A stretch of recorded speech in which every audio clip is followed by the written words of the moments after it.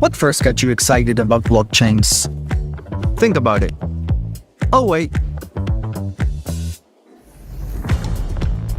I bet it wasn't multi-million-dollar hacks, exposed data, or finding somewhere safe to store your seed phrase. Was it? Maybe it was the idea of decentralizing a broken financial system. Maybe it was imagining a world where people own their own data and get to sharing the value it creates.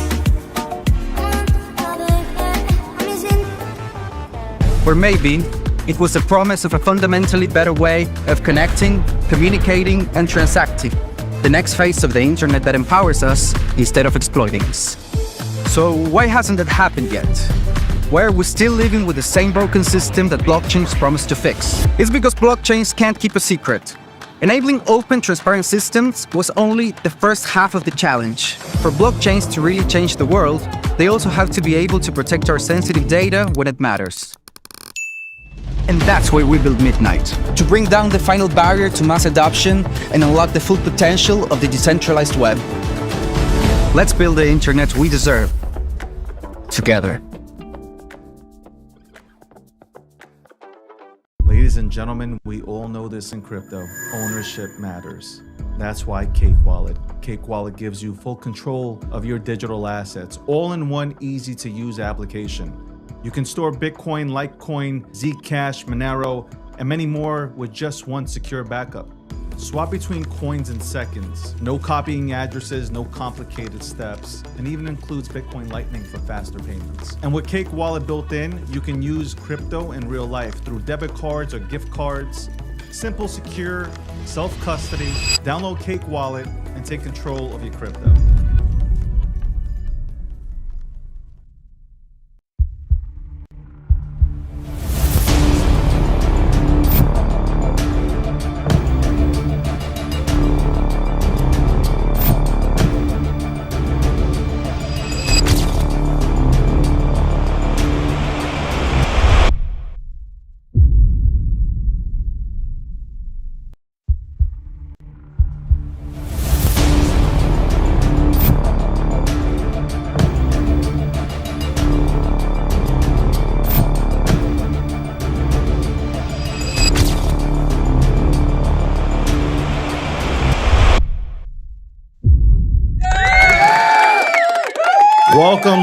Welcome to the breakdown. It is Friday. For those who didn't know, it is Friday. You're welcome. July 24th, 2026. I don't know why I'm laughing. Oh my God. You know why I'm laughing? Because it took me so long to get on here today. I don't know what's happening with X right now. I don't know what's happening with Twitter, but Jesus Christ. And then, yeah, as I'm going live, the announcement comes out that LeBron James is going to the 76ers, which was like, all right, cool. I can't wait to see. It's going to be 100% will probably be Philly versus the Knicks in the Eastern Conference Finals. And the Knicks are going to absolutely destroy them. 100%. Listen, LeBron James is 41. Listen, it is what it is, but he got a lot of miles on him. But they do have a squad now. It makes them a contender. 100%. That made them a contender, man. Man, oh man. Well, welcome again. I've been trying for the last half an hour to get on here, on X particularly, and for some reason it didn't populate. Usually when you go live on X, formerly known as Twitter. All right, shout out to I don't know what it is. Something's wrong with X, at least on my side. I tried to start the show 3 times. So I tried everything to get on and it wasn't working. So anyway, welcome. Sponsored by Midnight. Shout out to Midnight. Today we'll go into Midnight City. We'll see what my agent is doing out there, okay? What he's been up to. Shout out to everybody who's tuning in. I would appreciate it on the Twitter side if you guys can reshare the live I would appreciate it because I don't know if people can actually see me today on Twitter. I know people will probably I know some people have switched over to TikTok or to YouTube or whatever to watch the show. But if we can go ahead and retweet that shit over there on or reshare or repost or whatever you call it now on Twitter, that would be I'd be grateful for that. Shout out to everybody. Of course, shout out. I'm also under this little restrictive ban on TikTok, even though my appeal was approved. Working, it is just crazy. It is crazy the way TikTok operates, and I'll get to that because TikTok has the opportunity to really be one of the most dynamic platforms, social media platforms out there. And they really do restrict voices that don't align with their narratives. So I'll touch on that as well. That's kind of political too. It really is.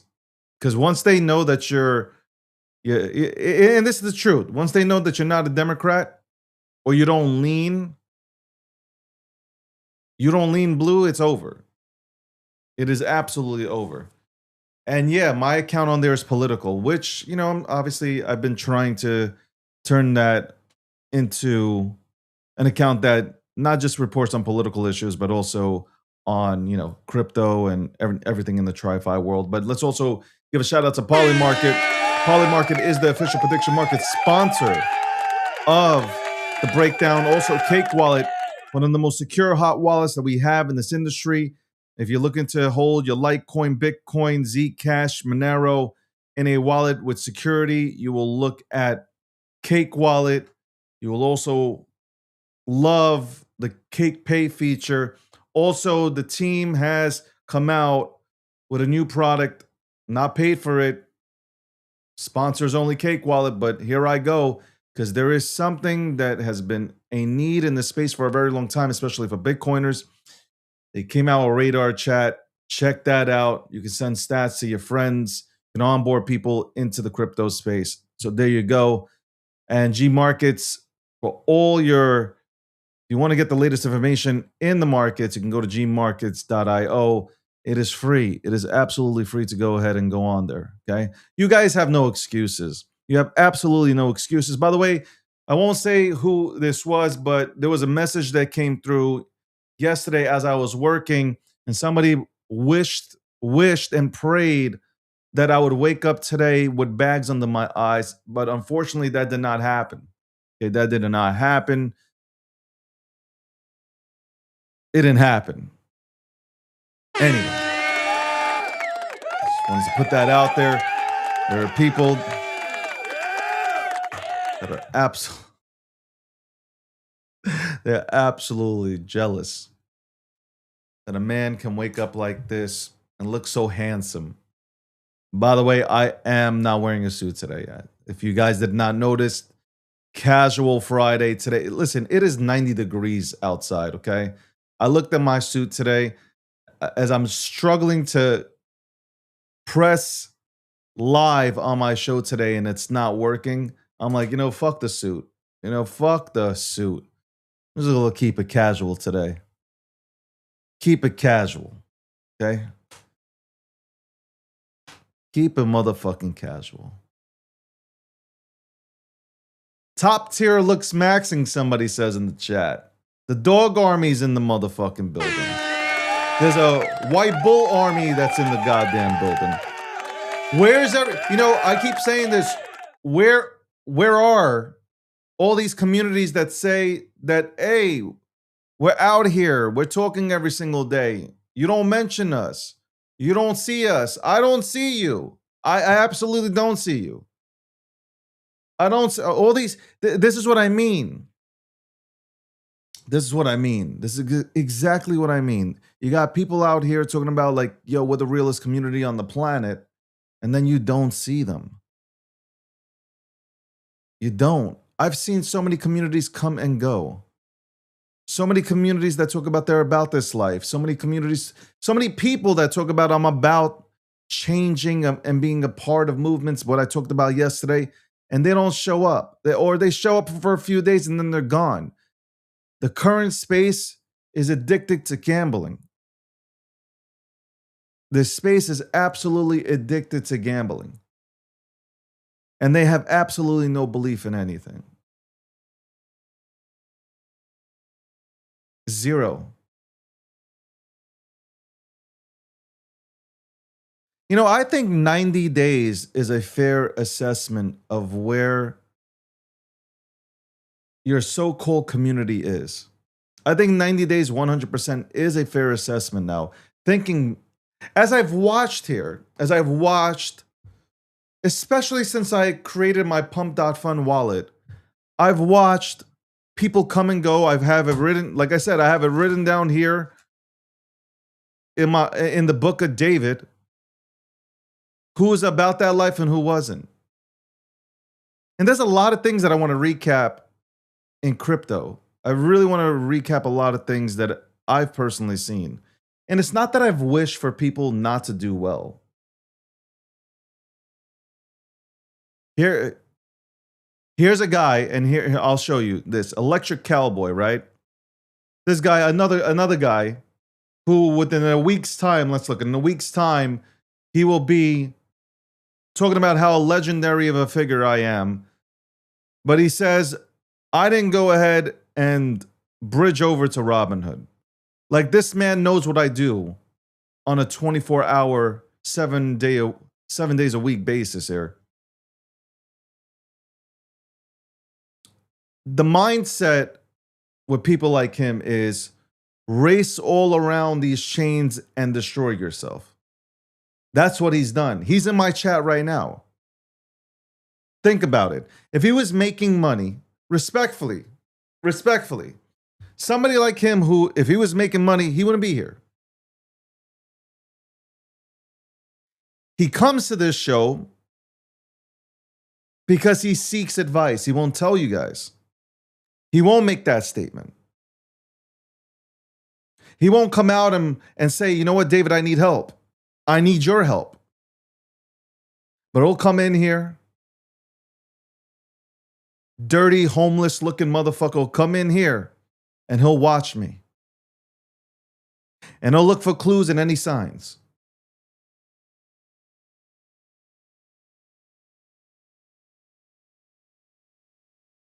Shout out to Fran on the TikTok side. Fran runs along with Tech. They run the show over there on the TikTok lives. As long as we stay live and we don't get taken out right now under a restriction, you won't go. Bro, my P&L. Stop it, bro. Stop. You're not gonna convince anybody. You made $6 in this space. Stop. Shut the fuck up and go. Nobody wants to hear your story. Go P&L with me, man. Come on, are you fucking serious? The fuck? Are you fucking serious? Jesus Christ. I will behave today. I promise. I'm going to be on my best behavior. My watch is worth more than your life. Just leave. Leave today. Go outside. Tell your friends that you're rich. Okay? Go tell your friends that you're rich. Okay? Go tell them you made fucking $30,000 in the last 9 months. Okay? Trading. Go. I'll give you $30,000 that you've made in your entire lifetime in crypto. Go tell your friends that you did very well. Go. Run along. Don't waste my time. Motherfuckers make $30,000 one time on one play, lost on 35 other plays. They're still underwater, and here they are coming at the king. They're coming at the king, trying to say, let's go band for band, let's go P&Ls. Let's go P&Ls. Are you fucking kidding me?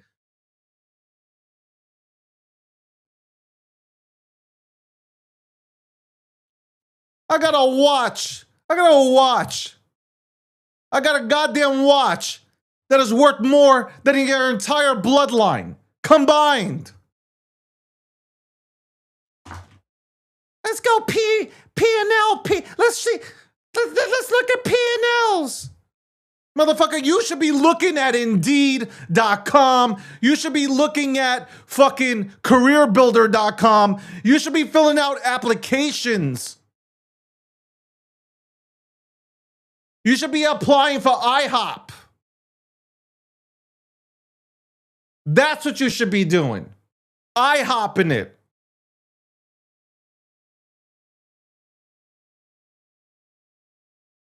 Let's go P&Ls. There is nothing you can say. There is absolutely nothing. Zero. Nothing you can say that I can't say about myself. Nothing. But there's one thing that I can say. You are a broke ass motherfucker. And that I can absolutely confirm. And I hate saying that. I really do. I hate fucking saying it. I hate saying it. I hate being this way.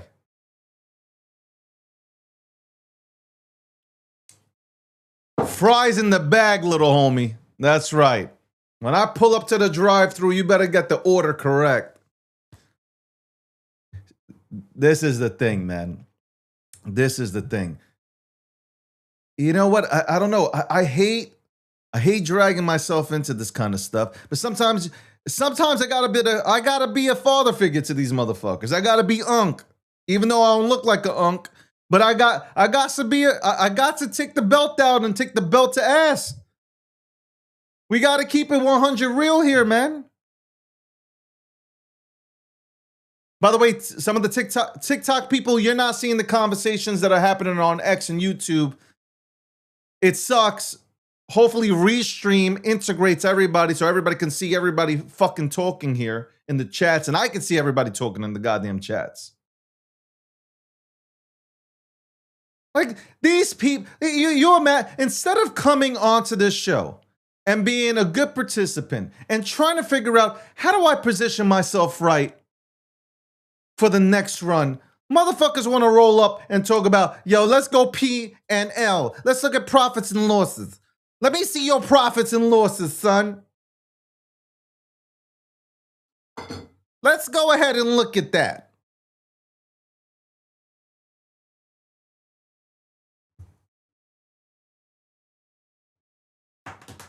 You sound stupid. You sound like a moron. You sound like a moron. Notice how the best traders on this app have like hold on. And I'm gonna rip him on this one. Notice how the best traders on this app have like 300 followers, by the way. I'm sorry for being an exciting figure and people want to follow me. I'm so sorry. Let's keep going. Meanwhile, watch KOLs, which I'm not a KOL in the crypto space, 100%. But okay, I guess. Like David, rely on paid promos and free allocation. Show me the free allocation. Somebody give me free allocation already. Somebody. I'm sending invoices to some motherfuckers. And paid promotions. That's right. A stupid motherfucker like this, he's the guy that says you cannot have a show and you should not have sponsors. That is right. If you listen, this is the people that I'm talking about. So I've been talking about this for 2 weeks. You have broke ass individuals who have never, ever built anything in their lives. And they come to the King's chat. They come to the King's chat. And they're sitting in here. And they have 300 followers, and you're not supposed to take sponsors for your show, and your business is supposed to be a non-profit. He is a fucking socialist. These people, get them away from me. You didn't rage bait me. I'm having fun. You're entertaining. Okay? I feel bad. I honestly really do feel bad. Imagine saying you can rage bait a New York City motherfucker. A guy who grew up in New York City. You can rage bait me? Like, come on. Come on. You're broke. You're sad.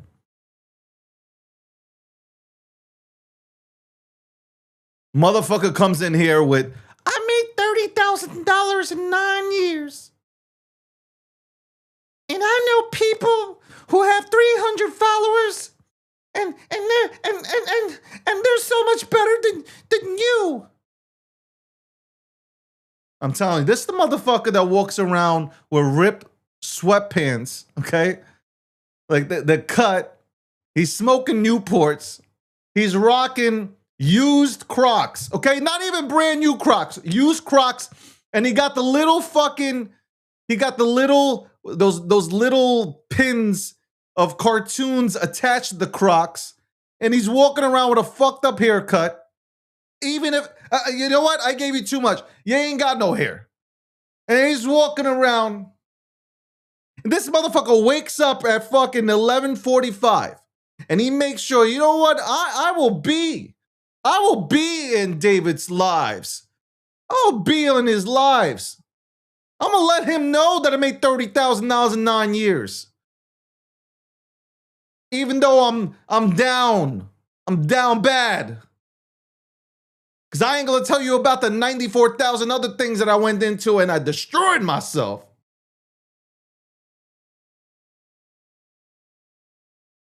There will be never a day, not a single day.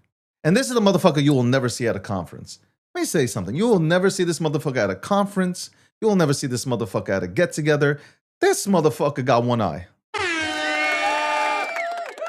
Welcome to the breakdown. Are you not entertained? Is this not why you're here?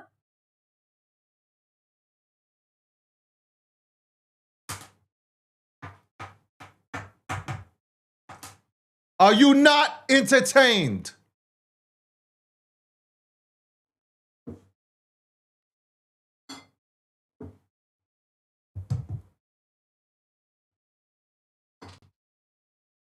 Warriors, come out and play. Welcome. Welcome. Bro, you ain't stealing nothing, man. You stop it. Ugly ass motherfuckers in my chat. Stop it, bro. Yeah, whatever. I can't with these homeless people. Somebody help me, man. Oh my God. These ugly ass motherfuckers. Anyway, look, let's get back to crypto, man. And a lot of you on the TikTok side are not seeing the conversation, man. Like, I feel bad. I even feel bad doing this. I really do. I kind of like feel bad. Cause I might be the dude might have a poster of me on his goddamn wall, and here I am, an idol, just absolutely destroying a fan, and I feel bad.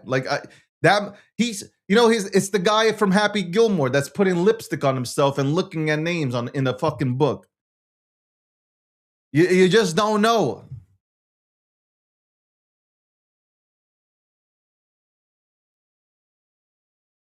I don't trust any motherfucker that parts his hair to the side, man.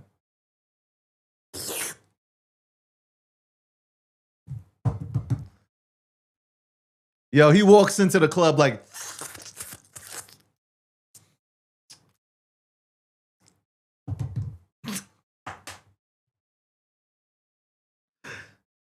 y'all asked for this. I didn't want to do this. Y'all asked for this shit, not me. You know he walks in. What's up, What's up, girl? Mr. Celia, girl.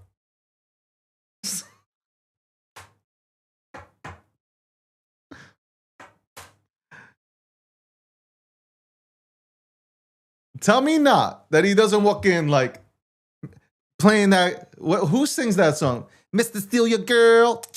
What's up, girl? Look at my NFT collection. Look what I got airdropped into my wallet.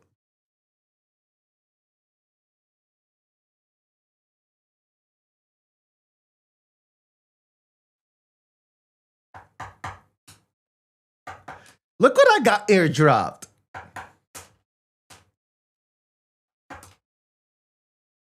Now I try to be nice. I absolutely try to be the most humble superstar in the game. Like I really do try to be a humble ass superstar. I try my hardest. Friend, I try my hardest. I really do, friend. I try to be humble. And even today, I'm not even wearing the suit. I'm trying to be relaxed, cool, calm, collective. I don't want beef. I want to bring everybody together. Even the poors. I want to bring everybody together. And when I say poors, the people here. I'm talking about the mentality. I'm trying to make people better. Then I get this guy. Every day I get a random person. Just a random fella that comes into the chat. And I win them over. Look at little Johnny. He hasn't come back, but I heard he's doing phenomenal at Burger King, okay? Heard he's doing great at Burger King. Little Johnny Jojo, he's doing great at Burger King. Okay, he was in here, yada, yada, yada, running his mouth. I laid the smackdown on his ass. I put the belt to ass. And little Johnny, he woke up one day and he said, I am going to be the best assistant manager at Burger King. I'm going to get your Whopper right. Okay, double Whoppers. And every day and then we had Elvis. Elvis came in here. He was absolutely, running his mouth at me. I took the belt and I took it to the ass, and then he changed. He said, oh my God, I realized, number one, I can't troll him on his appearance. Number two, he really is the definition of sex. Number three, he is absolutely smart when it comes to crypto and fun. I can't really get at this motherfucker. And he's like, you know what? I'm having a moment. Elvis was like, I'm having a moment. God, I have seen the light. God, thank you so much for making me tune into David's show, The Breakdown every episode on the GNN network, Gokshi Media. Oh my God, one of the greatest independent media companies of all time. And they're only going high. Thank you so much for thank you. I'll tune in now from 12 to 2 to watch this man. And I'm better for it. I just needed a belt to my ass. I needed somebody to give me a reality check.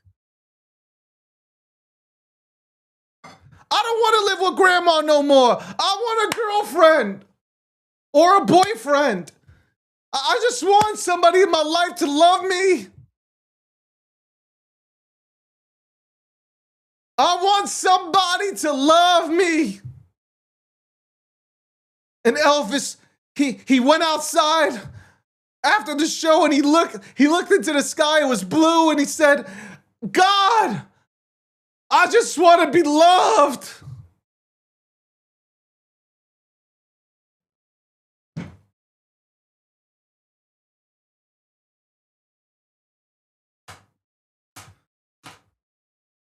God, I just want to be held.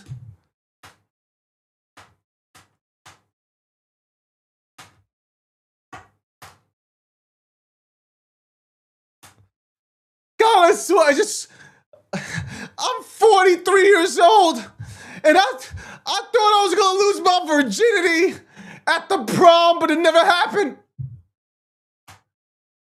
And here I am, sitting like a virgin.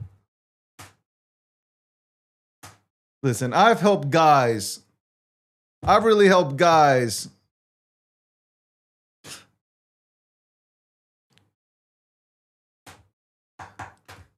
And then you had this other guy come in today. And he'll come back next week. And he'll say, you know what? David helped me. You know, I came into his chat hot. But David helped me. And now me and my boyfriend are really happy. There you go. Electric and his boyfriend are really happy. We finally made the commitment. Love to see it. Anyway, welcome to the breakdown, episode 754. 754, man. I think we're going to do absolutely phenomenal in crypto. I really do. But I want to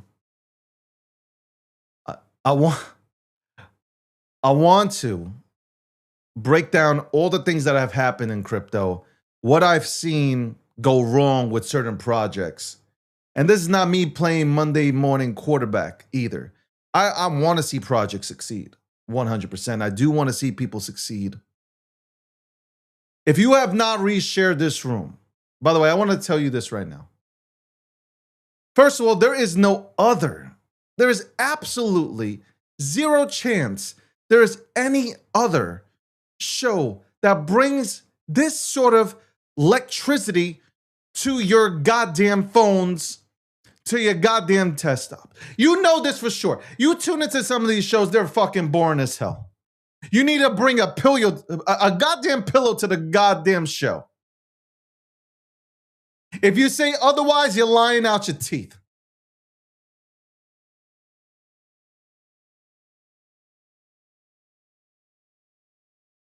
You're absolutely lying out your teeth if you think that you could go to any of these other shows and you listen to them, and it's just like the title says, let's talk about Bitcoin or let's talk about crypto, and you come into the goddamn show, your goddamn space, and the title does not reflect the conversation because they're talking about underwears. And I'm like, what does this have to do with the topic?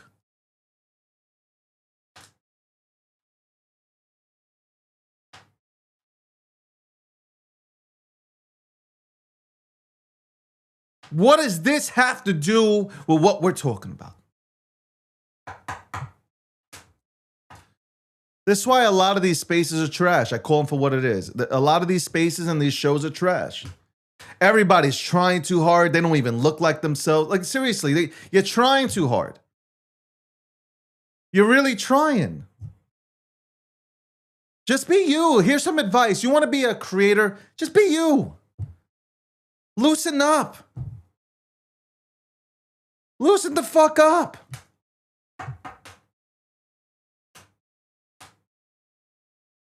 I come on to the show every single day. I don't need a script. I know what's happening. I know what's happening out in these streets, and I'll talk to the people. I'll talk to the people that show up, and I'll break it down. I don't need a script. Y'all some boring mannequins. Hey, look at these live shows. Nothing. They're not even entertaining. Anyway, we'll be right back after this commercial break. Somebody go check on that electric company guy, man.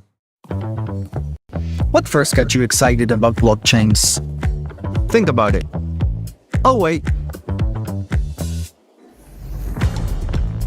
I bet it wasn't multi-million-dollar hacks, exposed data, or finding somewhere safe to store your seed phrase. Was it? Maybe it was the idea of decentralizing a broken financial system. Maybe it was imagining a world where people own their own data and get to sharing the value it creates.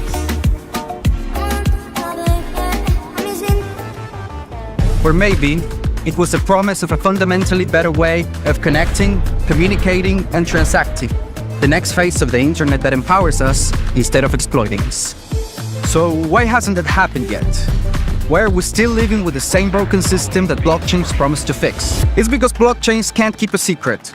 Enabling open, transparent systems was only the first half of the challenge. For blockchains to really change the world, they also have to be able to protect our sensitive data when it matters. And that's why we built Midnight, to bring down the final barrier to mass adoption and unlock the full potential of the decentralized web. Let's build the internet we deserve, together. Ladies and gentlemen, we all know this in crypto. Ownership matters. That's why Cake Wallet. Cake Wallet gives you full control of your digital assets, all in one easy to use application. You can store Bitcoin, Litecoin, Zcash, Monero, and many more with just one secure backup.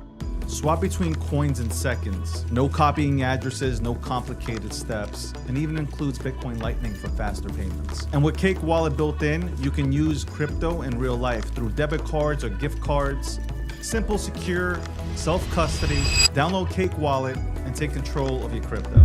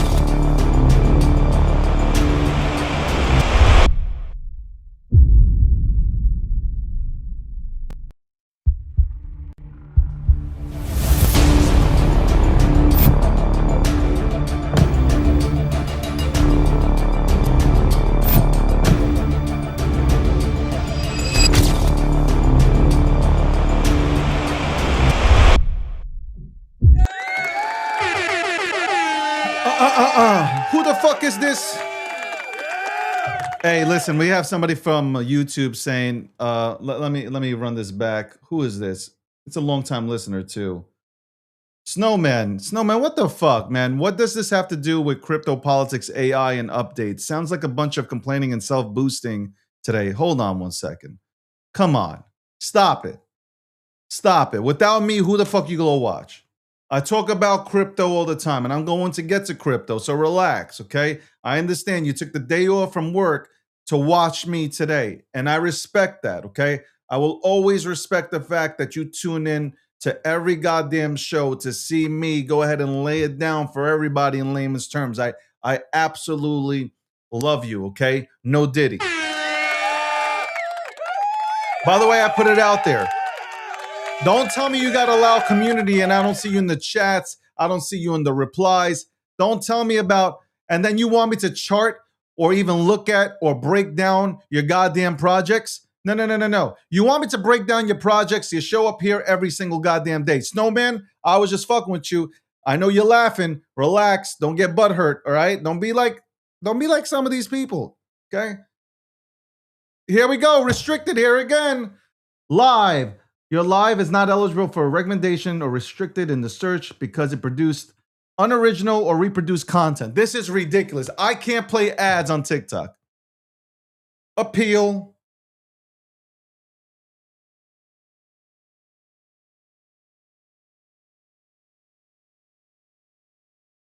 Hi, sponsors. And all the work has been done. My staff is getting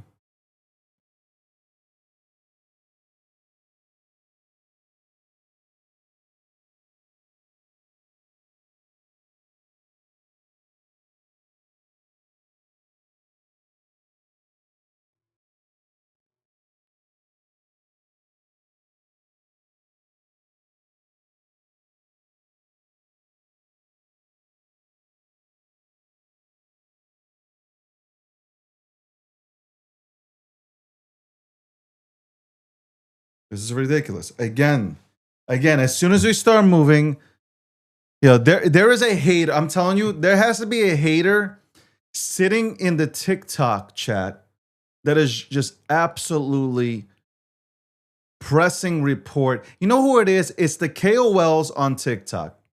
I figured this out. The KOLs and influencers are on TikTok. They do not want me here.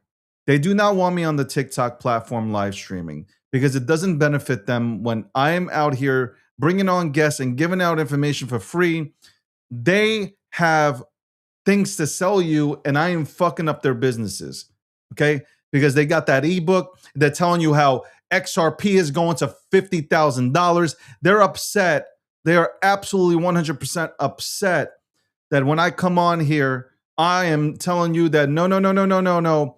There is no $50,000 per token for XRP. That's not happening. Okay? So they get absolutely fucking upset with me. Because now they can't sell you the ebooks. Okay, now they can't sell you the shit that they got listed on the TikTok shop. They can't do these things.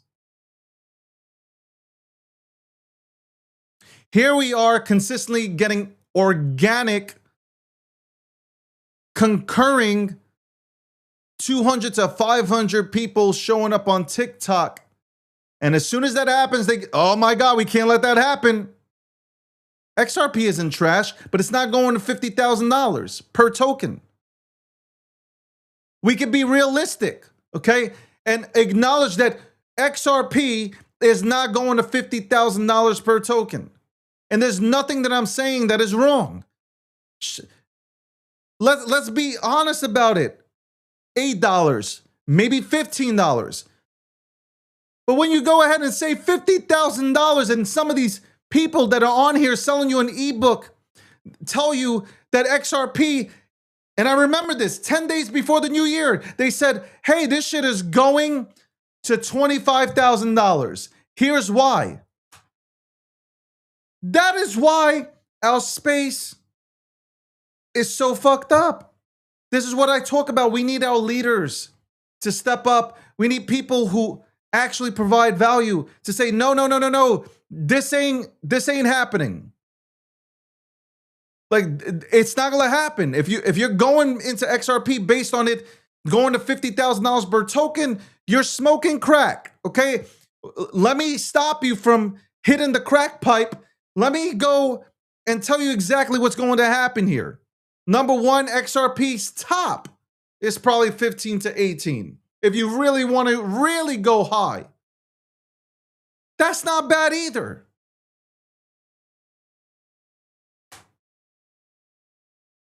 That's not bad. But $50,000, do you understand? $50,000 per token XRP. That would mean that the traditional finance system has sold off gold. Check this out. They're going to sell off gold. Forget about precious metals. Rotates into XRP, Bitcoin, everything.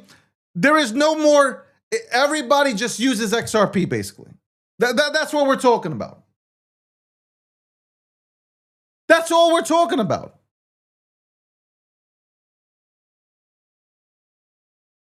And that's crazy. It's impossible. Realistic goals: $5, $7, $9, $15. Okay. That's normal. I can see it. I'll be fine with $8, $9. Legit, I would be fine with $8, $9 XRP.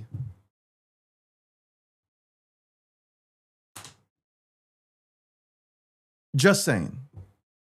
Absolutely. All right, so this is what I see. Moving along, and that's who. That is bottom line. That is what's happening on TikTok. 100%. I am being generous. I am 100%. I am being generous. Anyway, let's talk about what's happening in crypto. Let's talk about what's happening in crypto. Okay? Let's talk about crypto.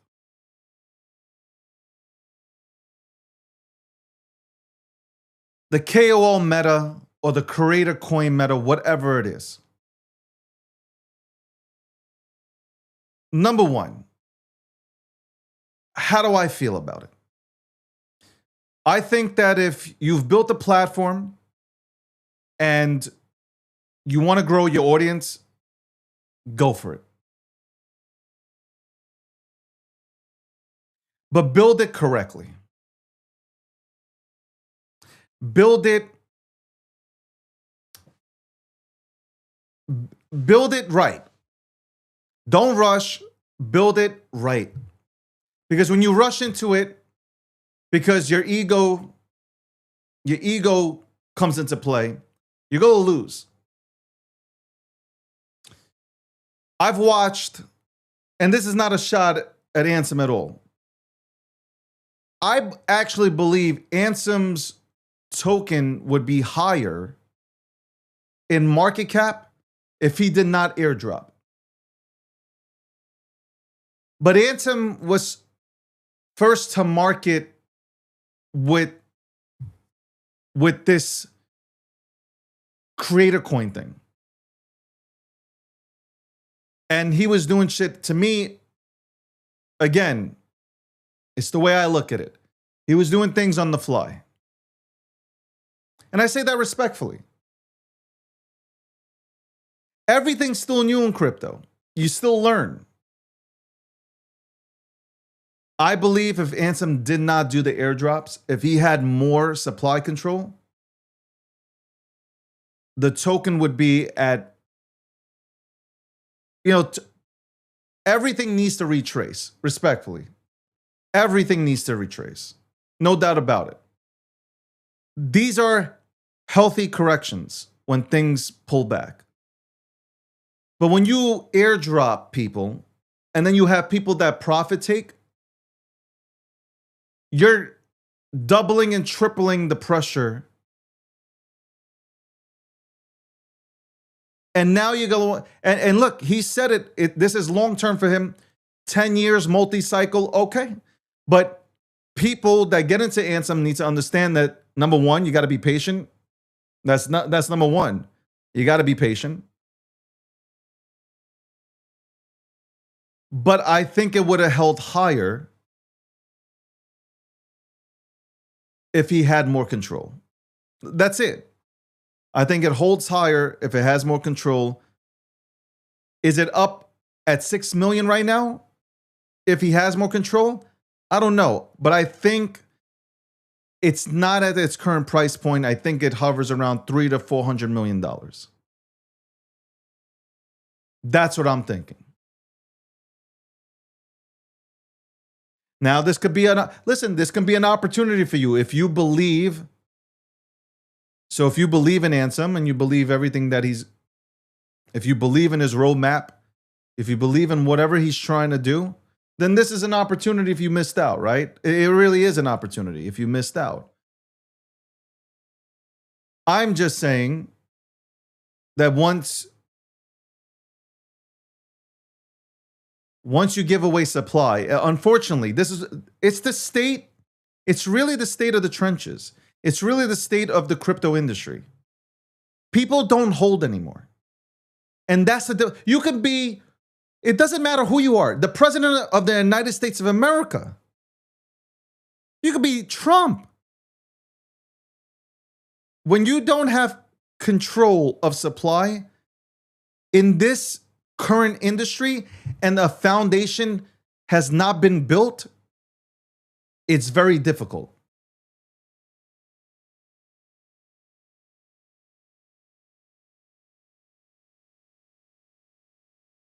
See, in the chat, it was about giving back to the community who builds.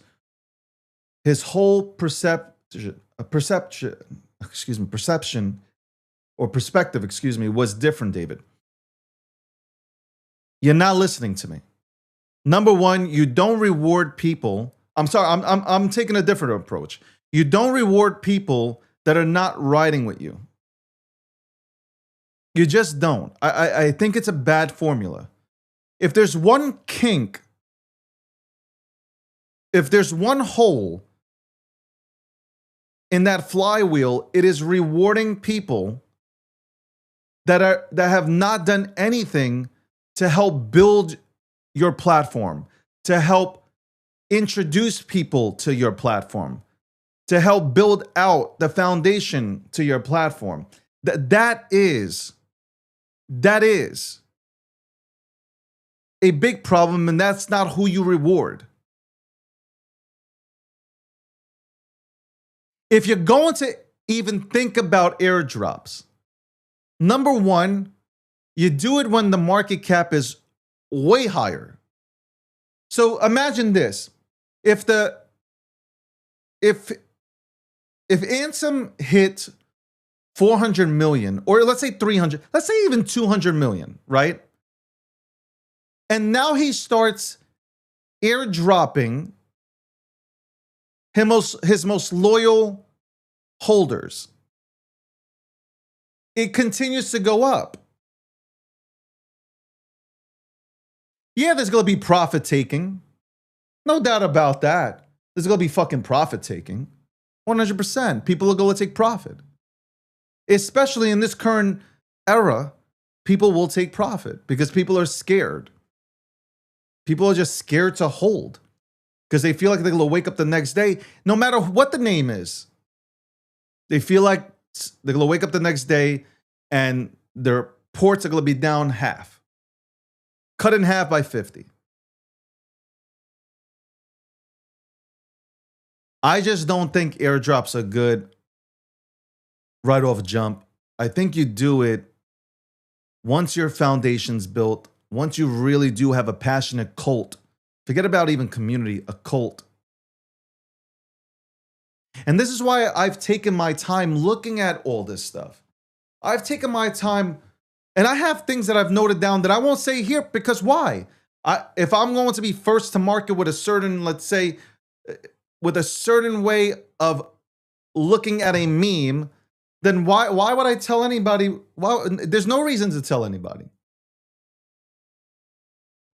But I think I've been able to do enough homework for the past almost 30 days to see exactly what the problem is.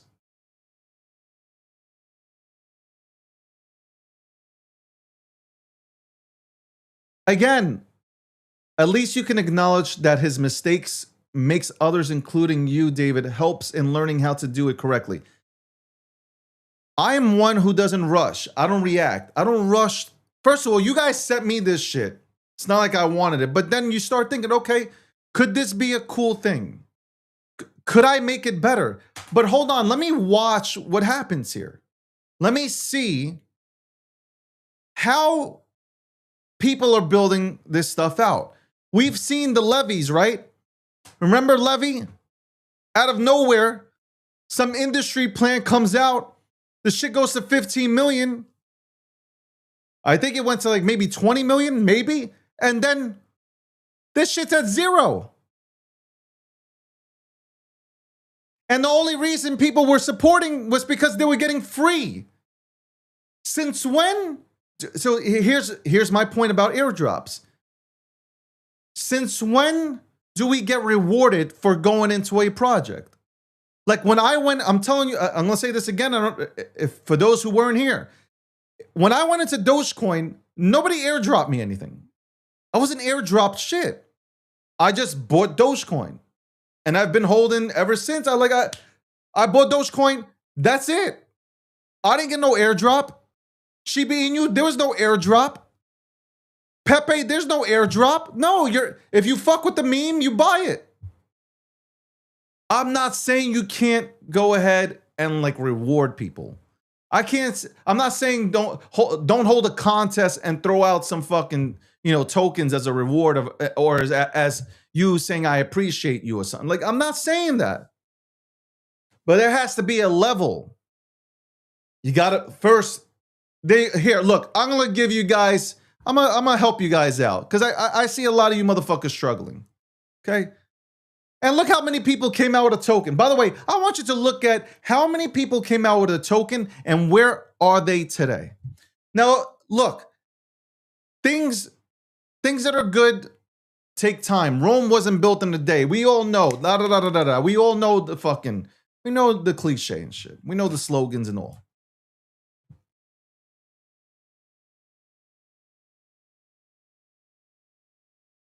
You just have a better chance right now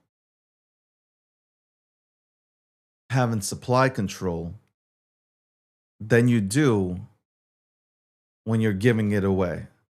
And people should not get things for free. Like, I don't believe people should get, because now you're talking about socialism. I'm sorry to bring in politics into the equation, but you're talking about free now. So now now you're gonna get into the mindset like, I'm not even going to go into this token at 100K unless they incentivize me to. We are going to, the problem is you're gonna create a meta where, like, if you're not incentivizing people to be a part of a meme, they're not gonna go into it. Oh, so there's no rewards? I don't get any airdrop? Oh, I'm not going into this. That's what really starts to develop. It's like the mindset of, I'm supposed to get something for free.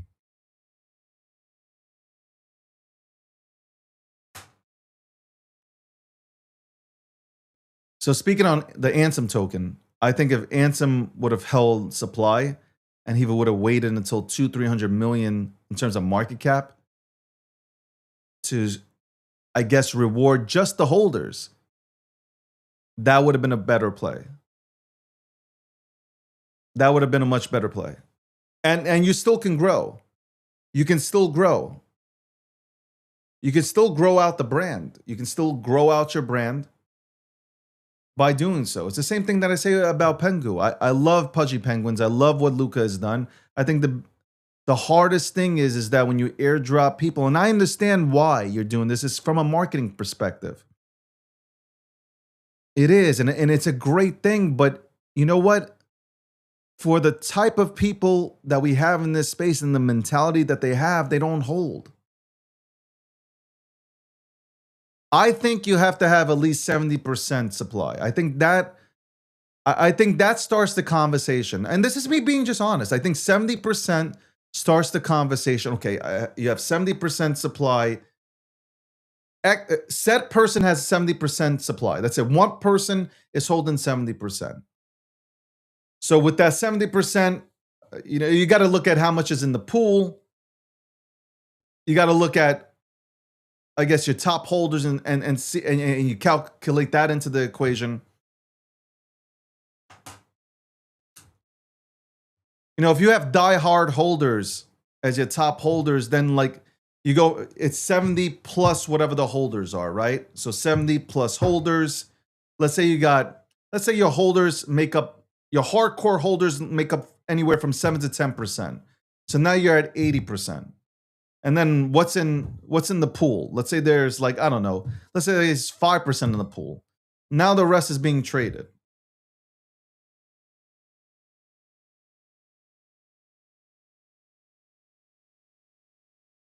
Again, these are just my thoughts on like what actually works or what I believe works better in terms of structure. That's all I'm talking about right here.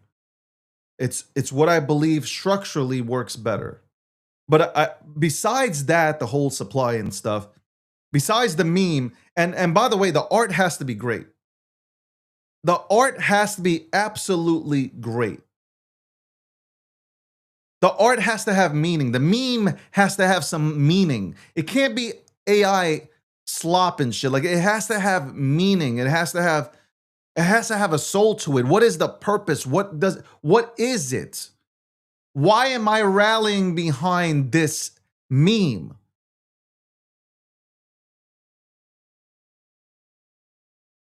Is the meme bigger than the individual himself? Once you get to that point where the meme itself is bigger than anybody endorsing it, anybody blessing it, that's when you really have cooked up something that it will be fucking special, that will be around for multi-cycles. That's something that will unite a community and bring communities together 100%. I believe that wholeheartedly. That's what happens.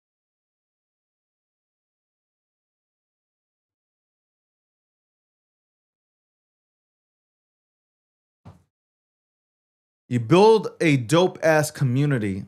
You build a community that understands the mission, the same mission that you're on, so everybody's on the same page. Okay? That's what you do. You focus on that. Because that builds the foundation. I don't know how many times I got to say this, but that in itself builds a foundation for and you build that foundation for multi-cycles.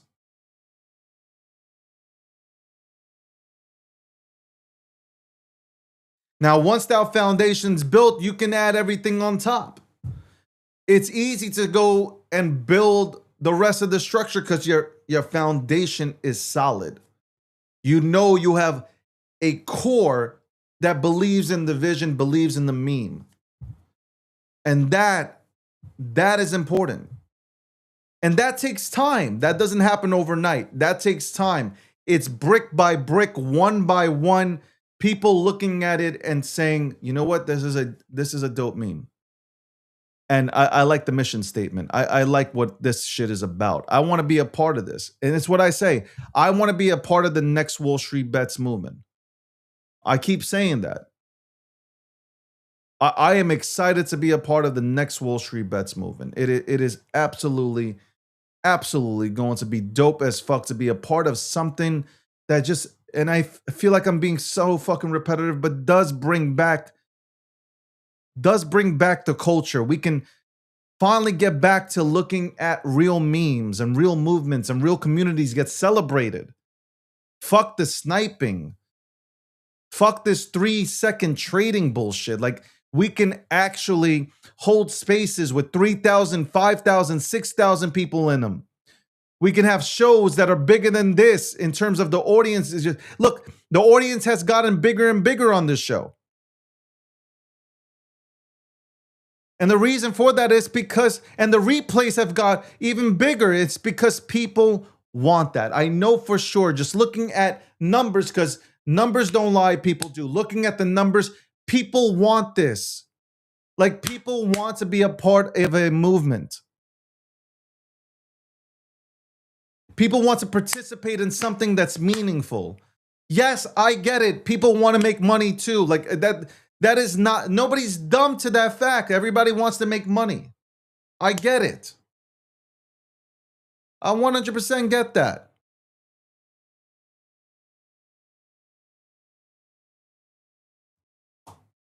Notice the way, I just want you guys to notice something. When I talk about the meme, I never talk about the market cap. I talk about fixing our space. That's it.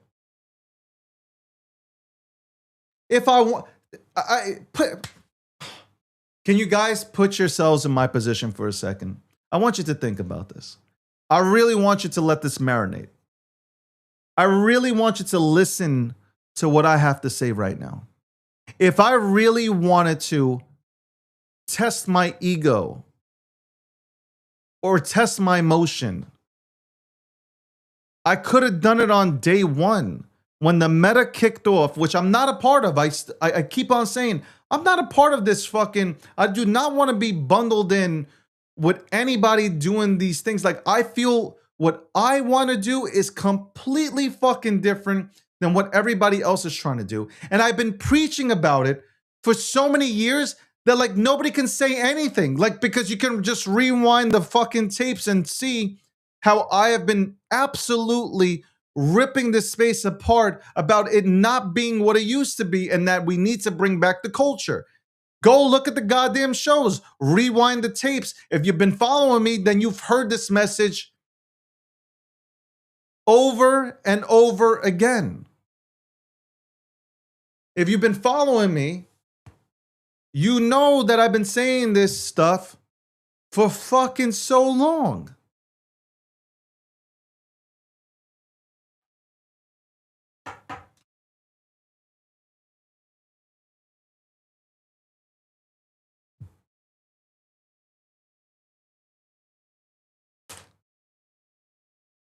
Okay, if I would have jumped in immediately,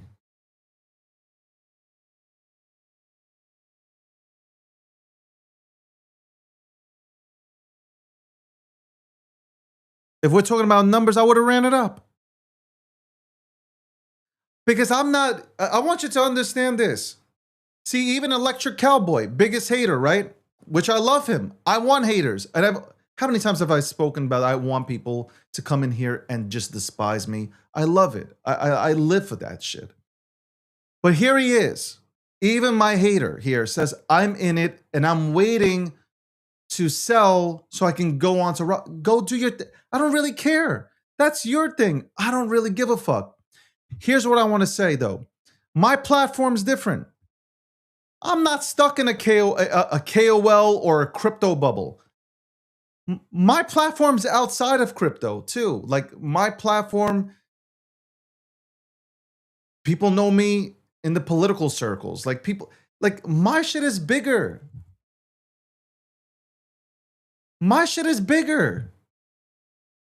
And I haven't even done anything. Like I keep saying this. There's a video that was clipped, Hachu, right? I haven't even sneezed. I haven't done anything. I haven't called anything. There was somebody that wrote a remark saying somebody's creator coin isn't doing very well. Whose isn't? Are you talking about me? Because I don't have one. I haven't blessed anything at all. And the shit went to 3 million. So what are we talking about? Can you imagine if I did? And I didn't have to pay anybody. And I won't either. If KOLs or influencers decide to join, that'll be on them. Like, that's not on me. I could care less. I'd rather the people versus the KOLs or the cabals, like really. And we will see, because a lot of sneaky motherfuckers have gone into some of these tokens that you guys have sent to my page. And I'm sure they're in there, they're waiting. Cool. I don't care. I'll take all the time I want. That's the difference.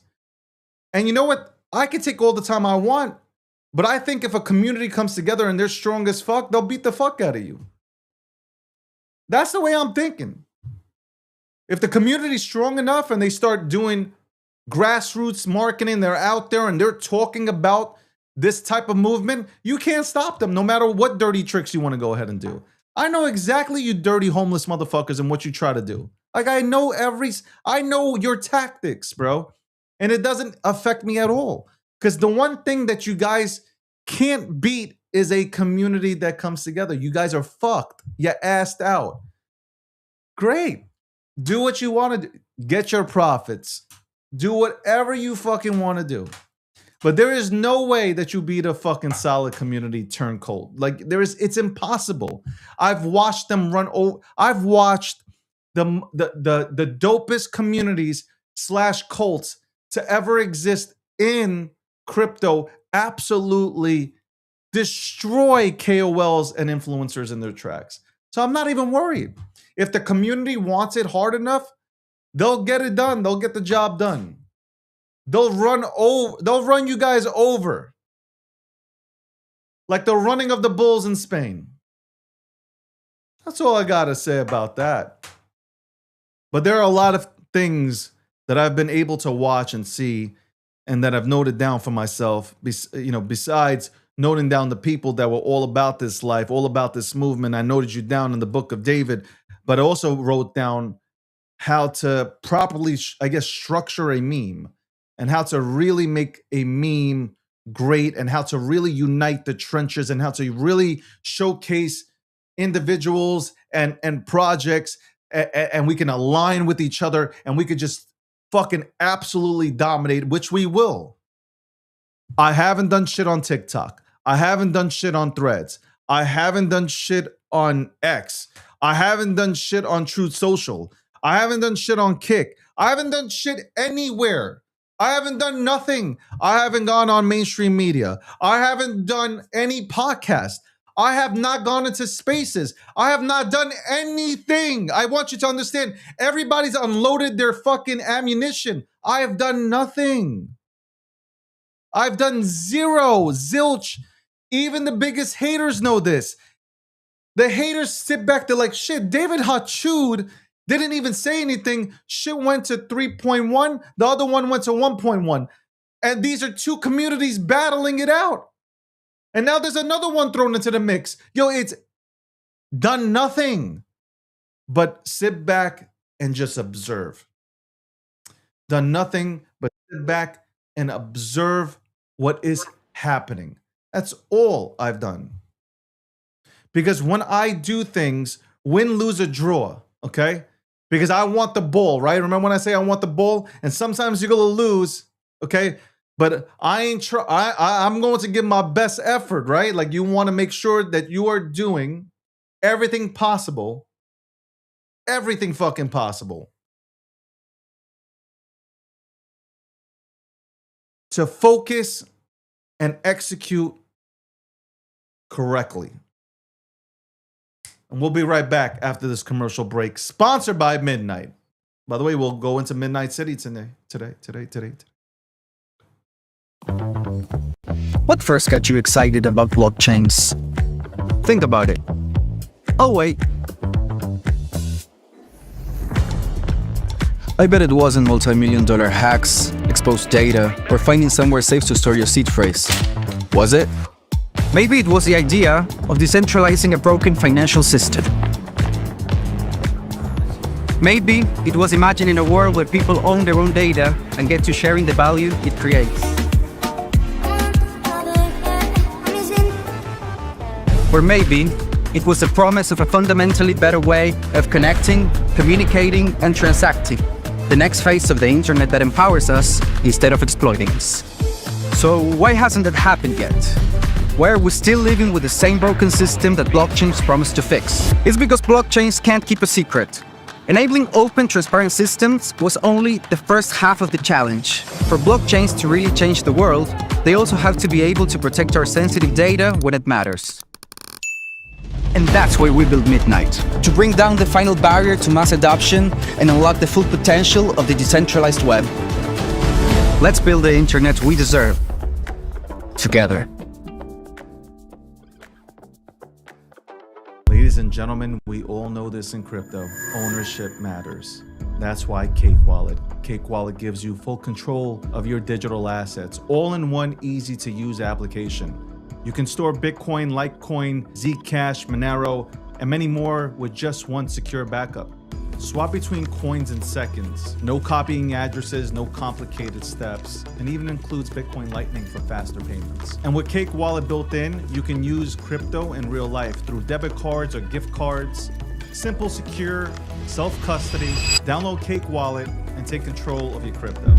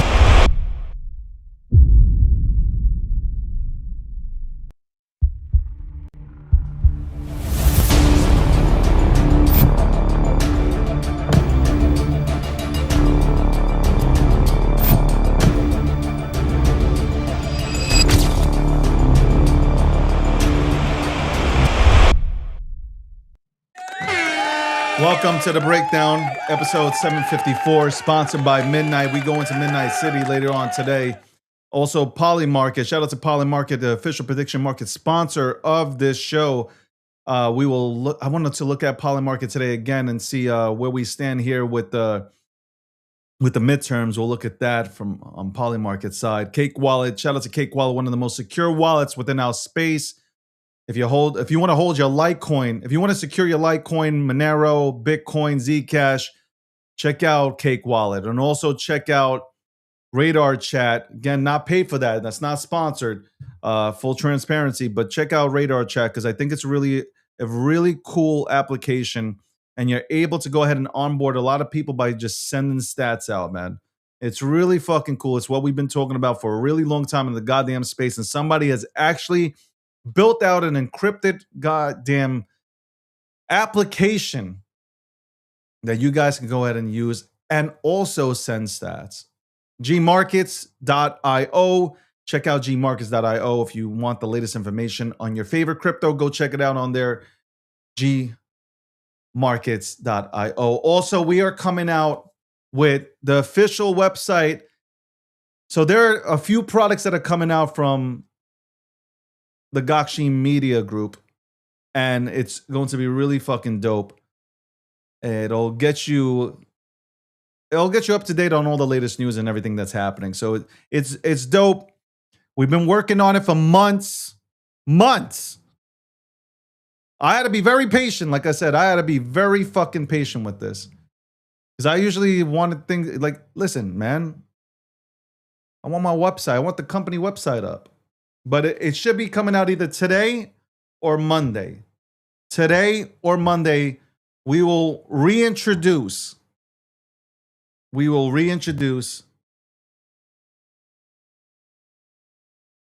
Gokhshtein.com.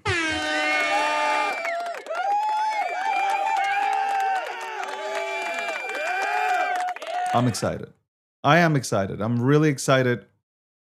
I smile because, hey, you know, being in crypto for as long as I have been in crypto, and then, you know, starting a magazine and then having the magazine go into flipping into a media company, working my ass off all these years, taking this company. And look, it's been like a slow process with this company because like I could have got VC funding. I never went and took it on. When it was offered, I declined it. I was like, I want to stay independent. Like even when the money was offered, I was like, nah, you know what? I want to stay independent. And I paid out of my pocket. Like everything paid out of my pocket. It's hard. This shit, I got to tell you, I tell some people this at times, man. You get to a point where like, man, do I really want to fucking do this, man? You lose on the magazine. Anybody who is in the magazine game, you know what the fuck I'm talking about. You lose on the magazine, completely lose on the magazine. There's no profit to be made. And then the media company, listen, you're, especially in the new industry, you're losing. But at some point you'll turn a profit. But the entire time you're just losing. No matter how many sponsors, whatever it is, you need major runway. Major. So I'm happy that I got to this point. Like, to get to this point is a huge win on your own dime. Like, on your own dime, huge win. So to see, like, the website looks phenomenal. To me, personally, phenomenal. And it'll continue to be upgraded weekly, bi-weekly. There will be upgrades, if not daily, to make it look better. And then, you know, gmarkets.io, it'll continue to get, you know, cosmetic changes and more data for you guys to go ahead and look at. So I'm excited. And then we have shows coming on, which will be cool. You know, we have superstars within the company that will shine, and you guys, you know, I think you guys are interested in listening to them. Speaking of interesting to listen to somebody cry, let's bring this guy in. His name is Rob. What's his name? Rob Nelson. I'm trying to put him in. He's taking himself out. Hello, Rob Nelson. What's going on? I ain't taking myself out. I ain't touching myself. You press the button to get yourself in here, okay? And I had to fix that. I just unmuted my mic. You didn't unmute your mic. Anyway, it is what it is. I'm not gonna fight. I'm not gonna fight with you, okay?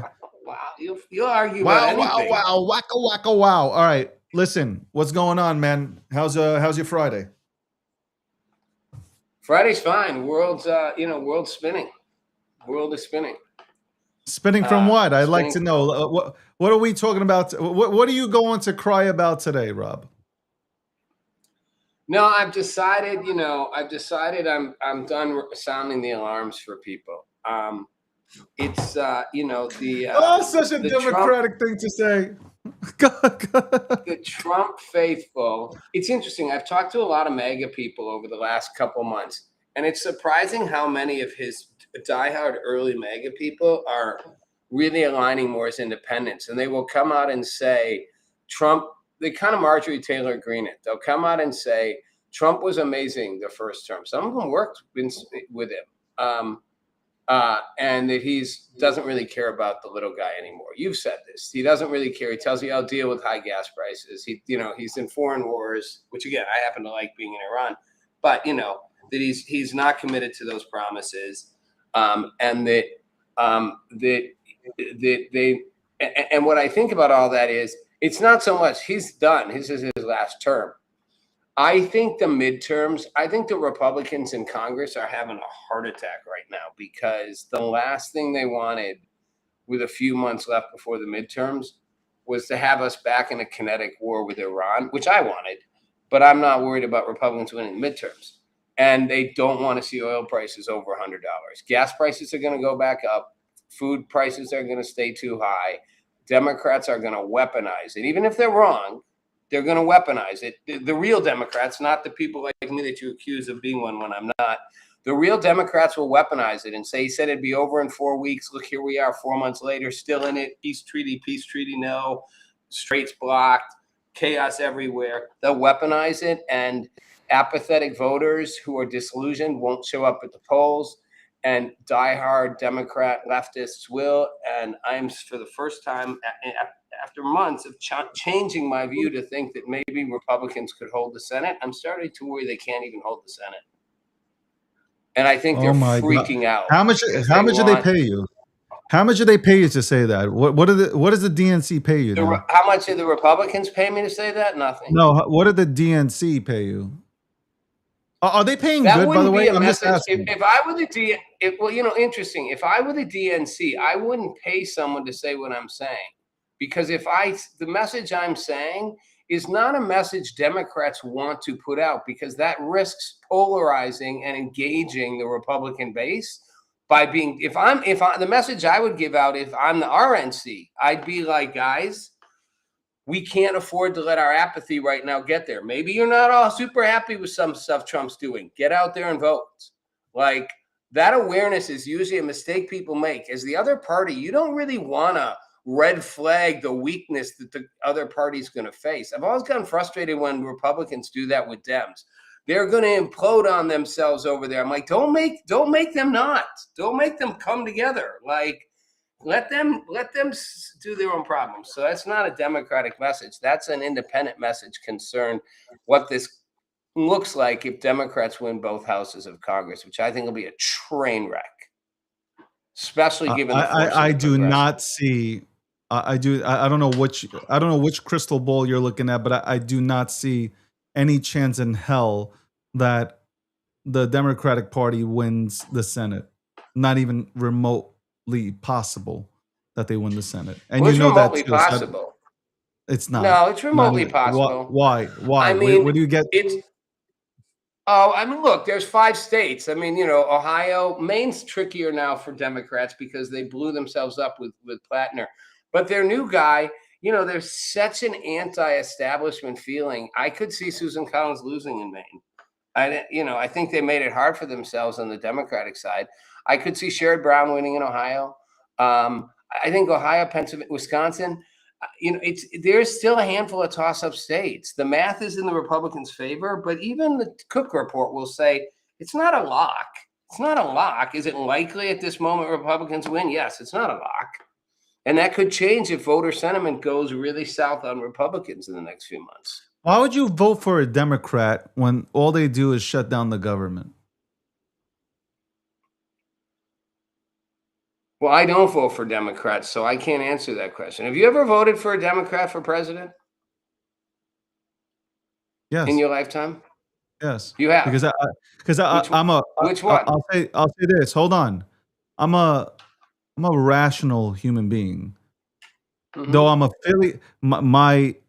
my thought process, so I'll say this. I'm a Republican. I was a Democrat growing up because in New York City, that's all they teach you to be a Democrat. Like you grow up in a Democratic environment. When I was like 8, 9, I was handing out flyers for Chuck Schumer before he hit Mhm. Senate. So they promise you the world. They Yeah. legitimately promise, and these were the same. I guess these were kind of like the same Democrats, Yeah. I, the ones that were saying. But hold on, let me finish. I grew up a I know. Democrat. Answer my But then question. I started watching, and I was like, Yeah. hold on, they only come around when they need a vote. That was my mindset. And why do they always Yeah. want to continue to tax people? My biggest thing was, why do they continue to tax people that do well in the world? Like, why are we taxing our entrepreneurs? Why are we not incentivizing? Why are we taxing? So yeah, Good questions. I voted for a Yes or Democrat. no question. Yes, you did. Okay. Second question. I'm being like the member of Congress, asking the Smithsonian Institution Museum. Second question. Which Democrat president did you vote for? Obama. Did you vote for a Democratic U.S. senator? No. Okay. Ladies and gentlemen, welcome to the breakdown. Let me just point out, Mr. David Gokhshtein, the man who accuses me falsely of being a Democrat, has voted for a Democrat. I have never, So what? ever So in what? my life. Hold on. So what? I have never in my life, and I'm older than you, voted for a Democrat president, including Clinton, who I worked with. I never voted for a Democrat for president. I wasn't Never. old enough to vote Can I for get some Clinton. applause here, and Mr. may- Can I get some applause? If people, And the maybe whole I'm hold a on, and maybe Democrat I would have line is going to have to hold go on. out the Maybe I window. would have voted for Clinton. If I was old enough to vote, maybe I would have voted for Clinton.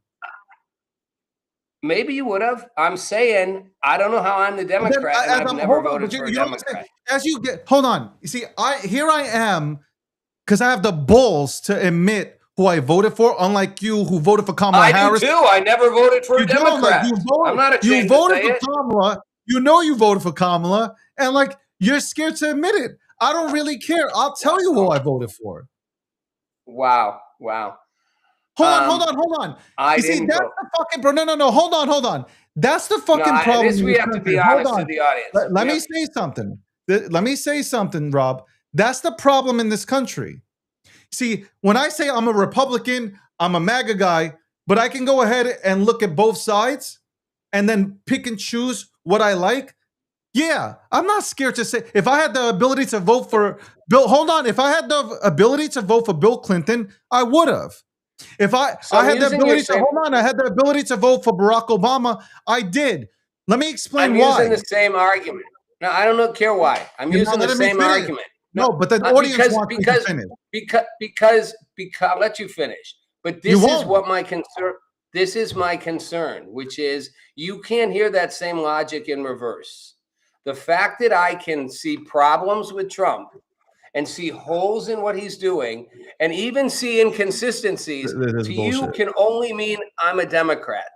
Even though I've never voted for a Democrat, that's the only conclusion. It couldn't be I the grew same up as in yours. you don't understand. I Can see both sides. I don't I care that grew you up in- voted for a Democrat. I I'm grew not up mad at in that. New York. You're not understanding something. I grew up in New York City. Okay. So I Fine. didn't get there. If I grew up in Florida or if I grew up in the Midwest or in the South, I would have probably voted for a Republican. Okay. But being that you grew up in New York City and you're brainwashed, okay, completely fucking brainwashed. It's okay. I'm Okay. not mad at you. I'm not Now, criticizing hold you for on. voting for a Democrat. Hold on. hold on. I just want to get this. Let me get my train of thought out. Okay, because I'm gonna let you do the same thing. It doesn't matter if I take fucking 30 minutes to get him out. Let me land the fucking plane. Oh, wow, well, we'll all be hungry by then. Then go get yourself a sandwich or get an Ensure bottle. Now, what I'm trying to say is, when you get older, okay, as I've gotten older and I got to look at everything, I wouldn't have voted for Bill Clinton because Bill Clinton brought in the Chinese, and guess what? It affected some of my family members because now you brought in cheap labor that took them out of business. Okay? Obama was great because we needed something after shock and all the shit that happened. We needed a change, right? We needed hope. Okay, and there was nobody on the Republican side that got me excited. And yeah, you fell back and you said, you know what? We definitely need change around here. And I voted for Obama because there were some issues that he was running on that I said, you know what? This makes sense. When he said, we got to hold on. And I'll tell you which one. First of all, Obama is a great speaker. The one thing that he did is said, we want to get rid of illegal immigrants out of this country. I was like, yeah, this is perfect. Why am I paying taxes for people that are not supposed to be here? Okay. So there are things and policies that he put out there that said, I said, holy shit. Okay. Now that I look back at it as somebody who is older and more experienced, I would not have voted for these individuals. But at that time, there was nobody on the Republican side to vote for. This is the biggest defense of something that wasn't even a criticism. It's not a defense. It's somebody growing up in New York City. It's a New York City resident. I don't care. Hey, David. Former resident. David. Hey, Mister. You're not listening. I don't care. See, that's the problem with our country. You're not listening to what I'm saying, so you can't. I am listening. I'm not judging you for voting for a Democrat. You're waiting to react. You're waiting to react. I'm not waiting to react. You're waiting I actually to react. had a reaction from the start. David, can I just fucking land the plane? Can I just land the plane? Wow. When you Hopefully say soon, because you've been going on for 5 minutes. If you stop interrupting me, it would have been done already. You talk about that I am not willing to go ahead and raise this belt and lay it into the ass of Trump. You talk about that I'm not willing to go ahead and say hey, I don't agree with Trump here. Yes, I'm one of the. I think Landy could testify. Do I like 90% of the things that Trump does? Yeah. Do I like the 10% that he does? No. And I'm out here saying, hey, you know what? Not everything that Trump does is good, but you know what? For the most part, I like most of the stuff that he does. Okay? I can be critical of the things that he does that I feel that he doesn't do well. Social media, okay? Calling women piggies. Like, I don't fuck with that. Okay? I think our president has to do better. But for the most part, he does a lot of good things. We need a Trump in office. And hopefully, it ain't gonna happen in this decade, but hopefully down the line, we get a unifier. Because right now, you ain't unifying shit. Not the Democrats, not the Republicans. You can't even get them to vote on the SAVE Act, which is the easiest thing to do. To have people show up with an ID to vote for the biggest positions in the biggest elections that we have here in the United States of America. So what are we talking about? My plane has landed. Go for it. Go for it. The airport's closed. I'm not going to take the bait and react to anything. I'm going to say this. First of all, I don't judge anybody's decisions to who they voted for, and no one ever needs to explain to me why they did. I know why I voted the way I voted in my lifetime, and I don't have a problem. I'm not a partisan. I think there were some good Democratic candidates who ran for office. I think Obama was the biggest gimmick there was. And you and others said, I voted for hope and change. Obama wasn't hope and change. He never was hope and change. It was all a fake act. Trump was the real deal the first time. I think Trump has gotten very far away from what he promised to be and do. And it's funny, the things you don't like about him actually are what I do like about him. Like, I like that he says things like the Miss Piggy thing. Like, to me, he says what everybody thinks, and he's not afraid to say it. And I think part of it's intentional. I think, Steve Bannon said once, the best thing we can do is throw so much shit at that people just get stuck in the shit and don't see what's really important. Like, we control the narrative. I think some part of him knows people will go nuts when he says those things. And I think some part of him is just unfiltered. He just says stuff. And I think the next day he might not even remember he said it. His views can change, like he's suddenly not mad at you. I actually find that one of the most refreshing things in politics. And I wish people didn't go, if only he was more polite. More polite, that's what every president was. Well, they were lying, cheating, and stealing. Like, thank God he's honest. I just don't happen to like some of his policy priorities right now. It's that simple for me. I didn't say he's not honest. I'm honest, be more of a focus on the U.S. economy.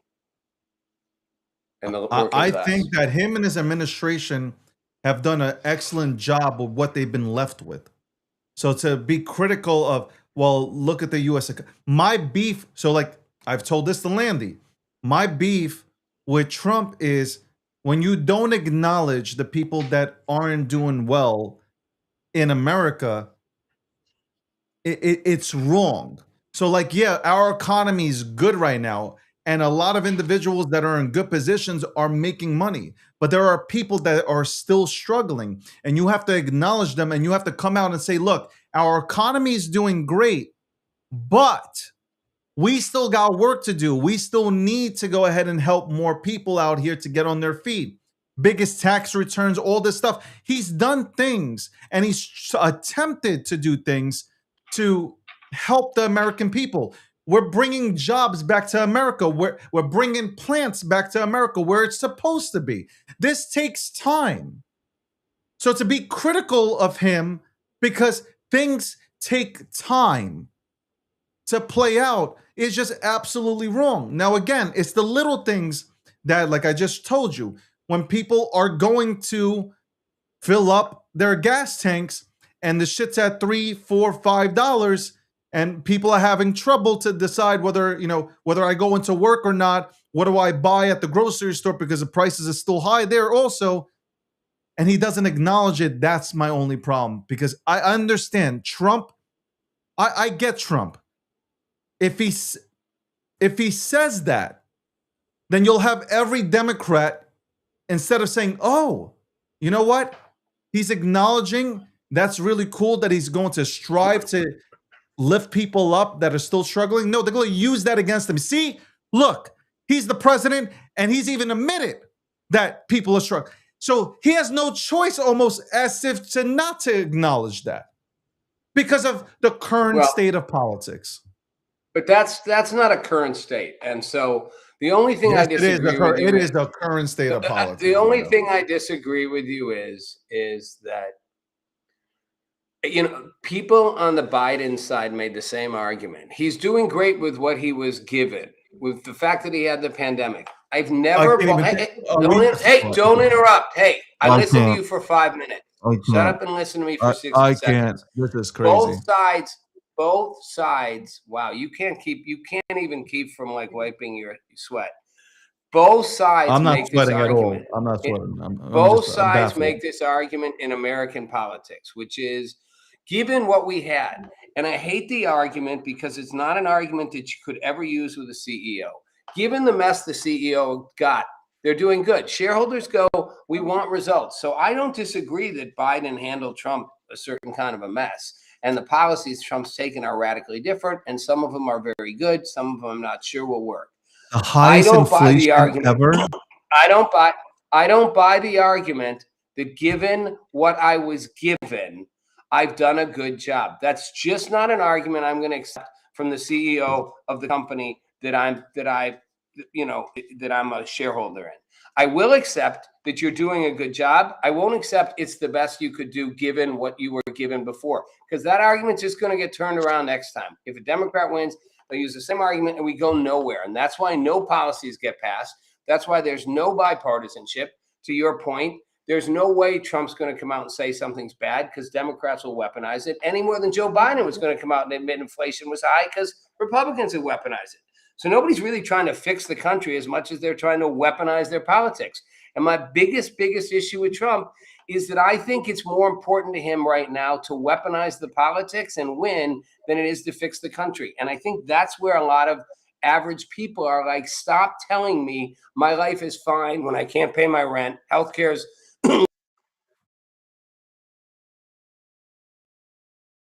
Thank God. Thank God his connection went off.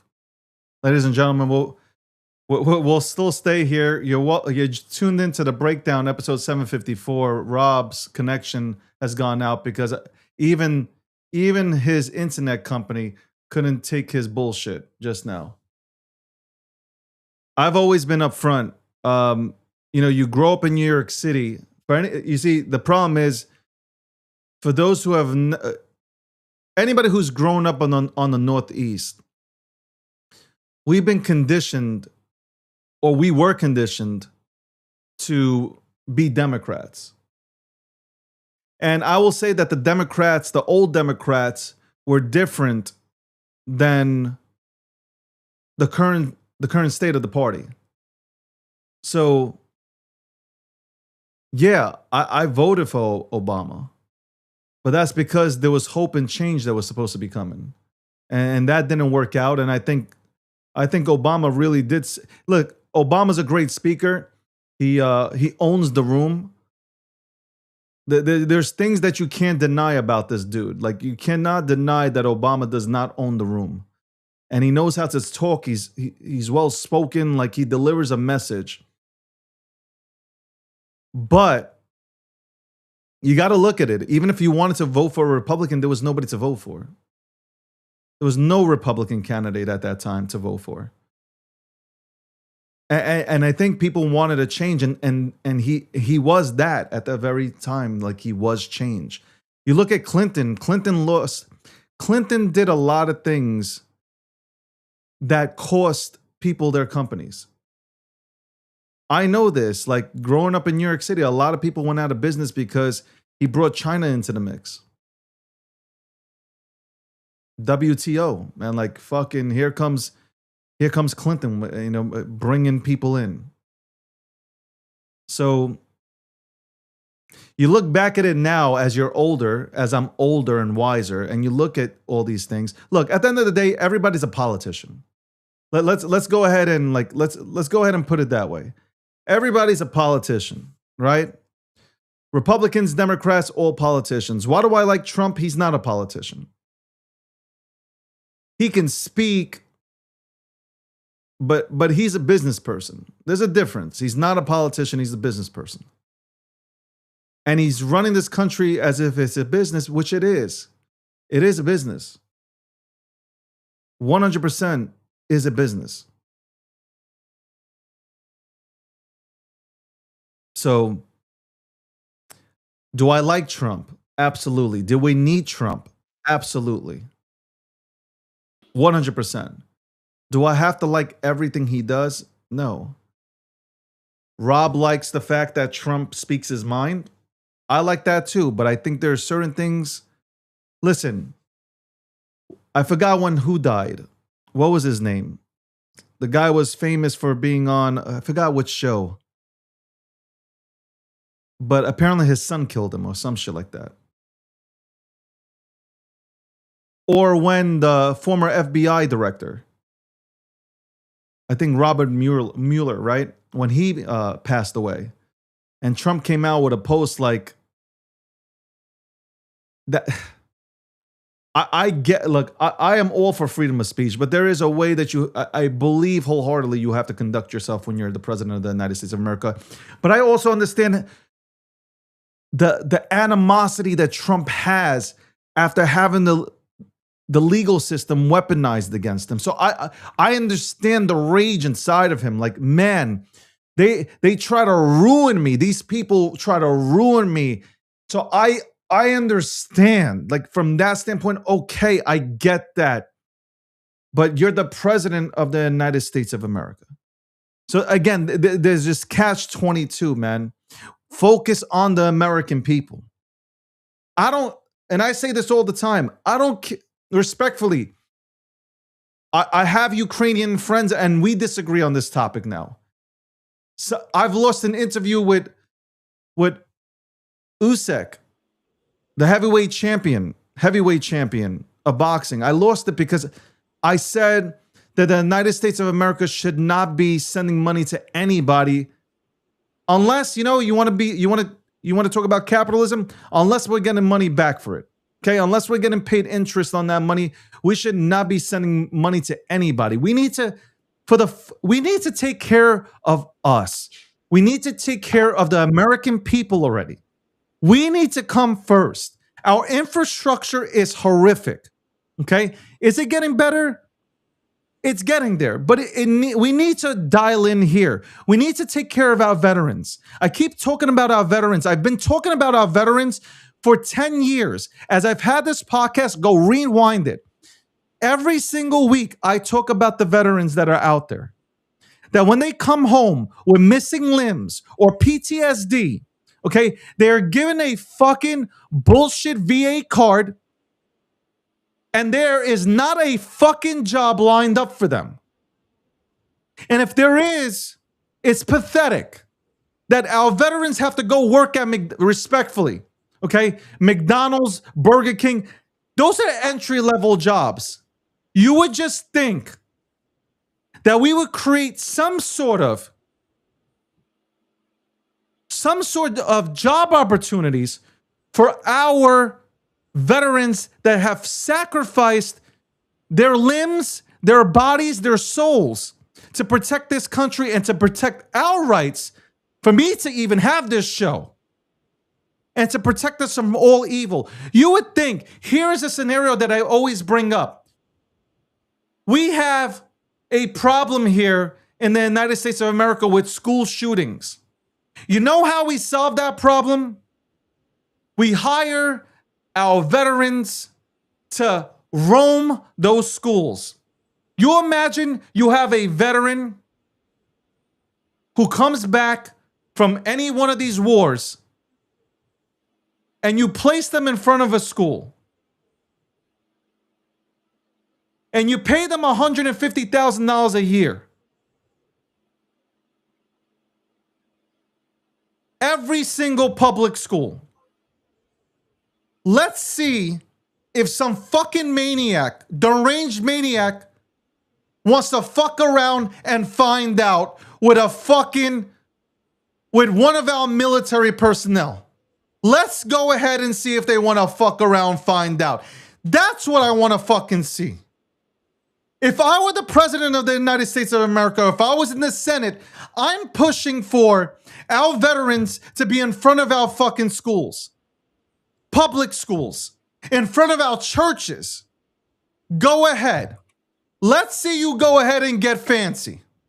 Let's see you go ahead and get froggy. And let's see how that works out for you.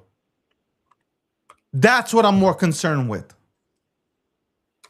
Fuck sending money overseas. Send them, create fucking workshops. Because we got inner cities here where people are dying for a job, but they can't get one. They cannot fucking get one. Why are we pouring money into workshops? Why are we giving free education? You want to go the socialist route? Why are we giving free education to people in the inner cities and then helping them learn coding, learn about crypto, whatever you wanted to learn from an entry level point of view so they can get into a company, private sector, not depend on the government, get in from an entry level point of view and carry on.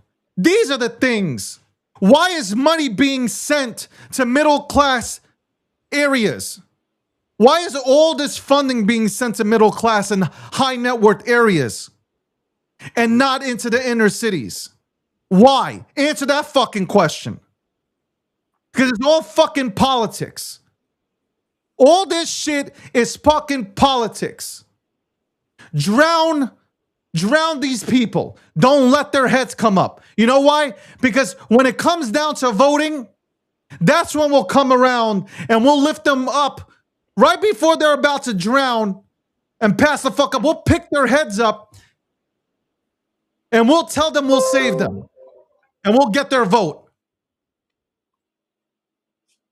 So I don't want to hear about all these politicians, okay? They had an enormous amount of time to fix this fucking country.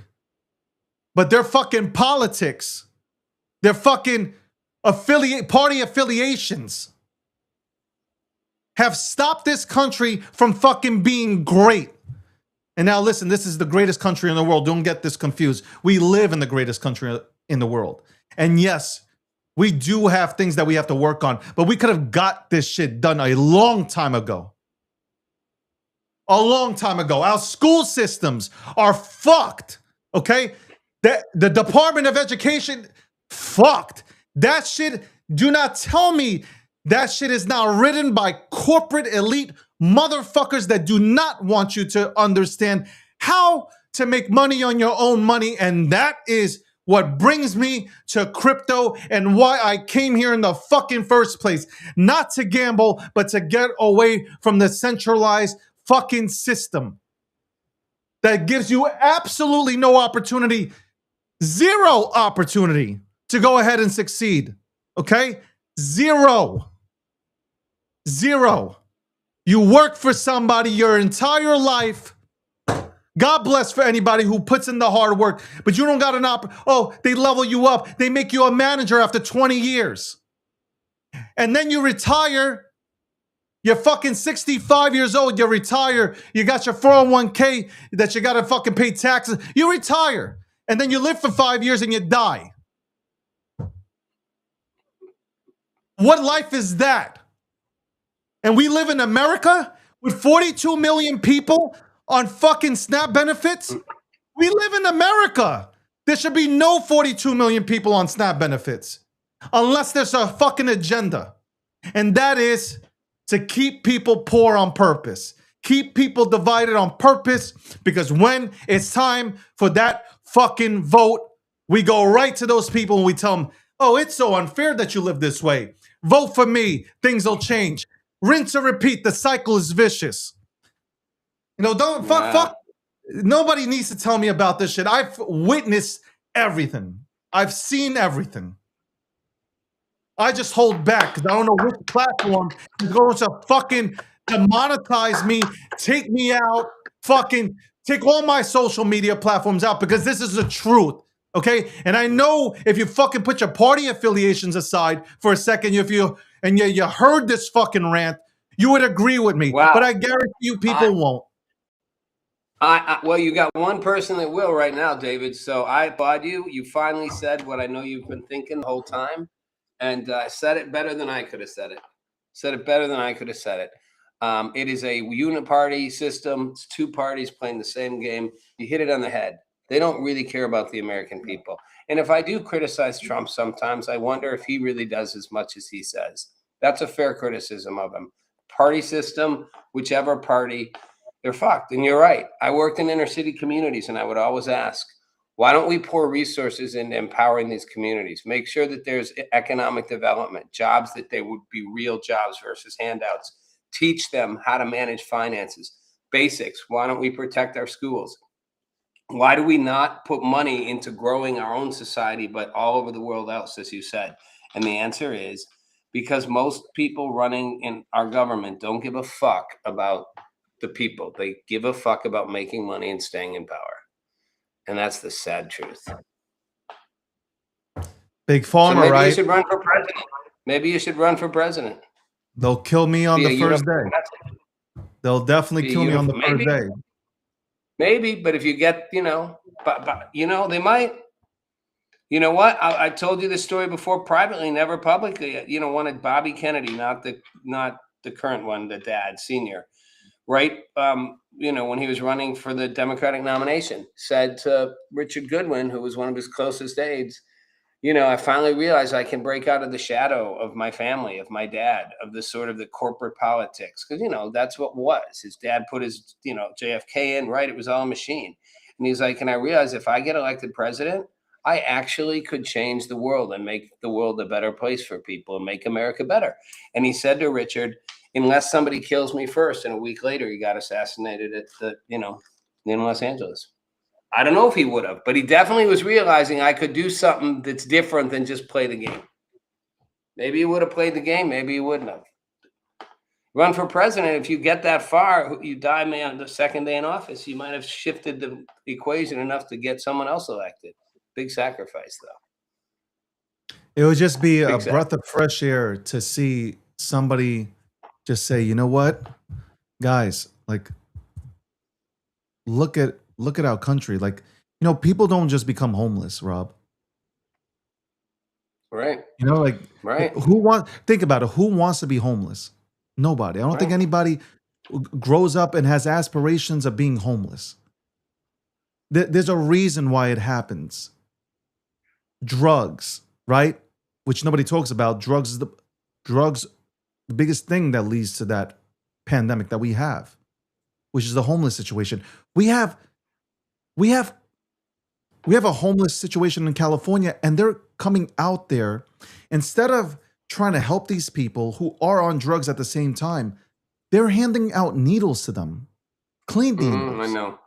So you're encouraging them to continue to stay in the same position. Yeah. Think of nobody talks about this, and it's mind-boggling. We are, instead of helping somebody, no, let me give you a clean needle. That is our solution.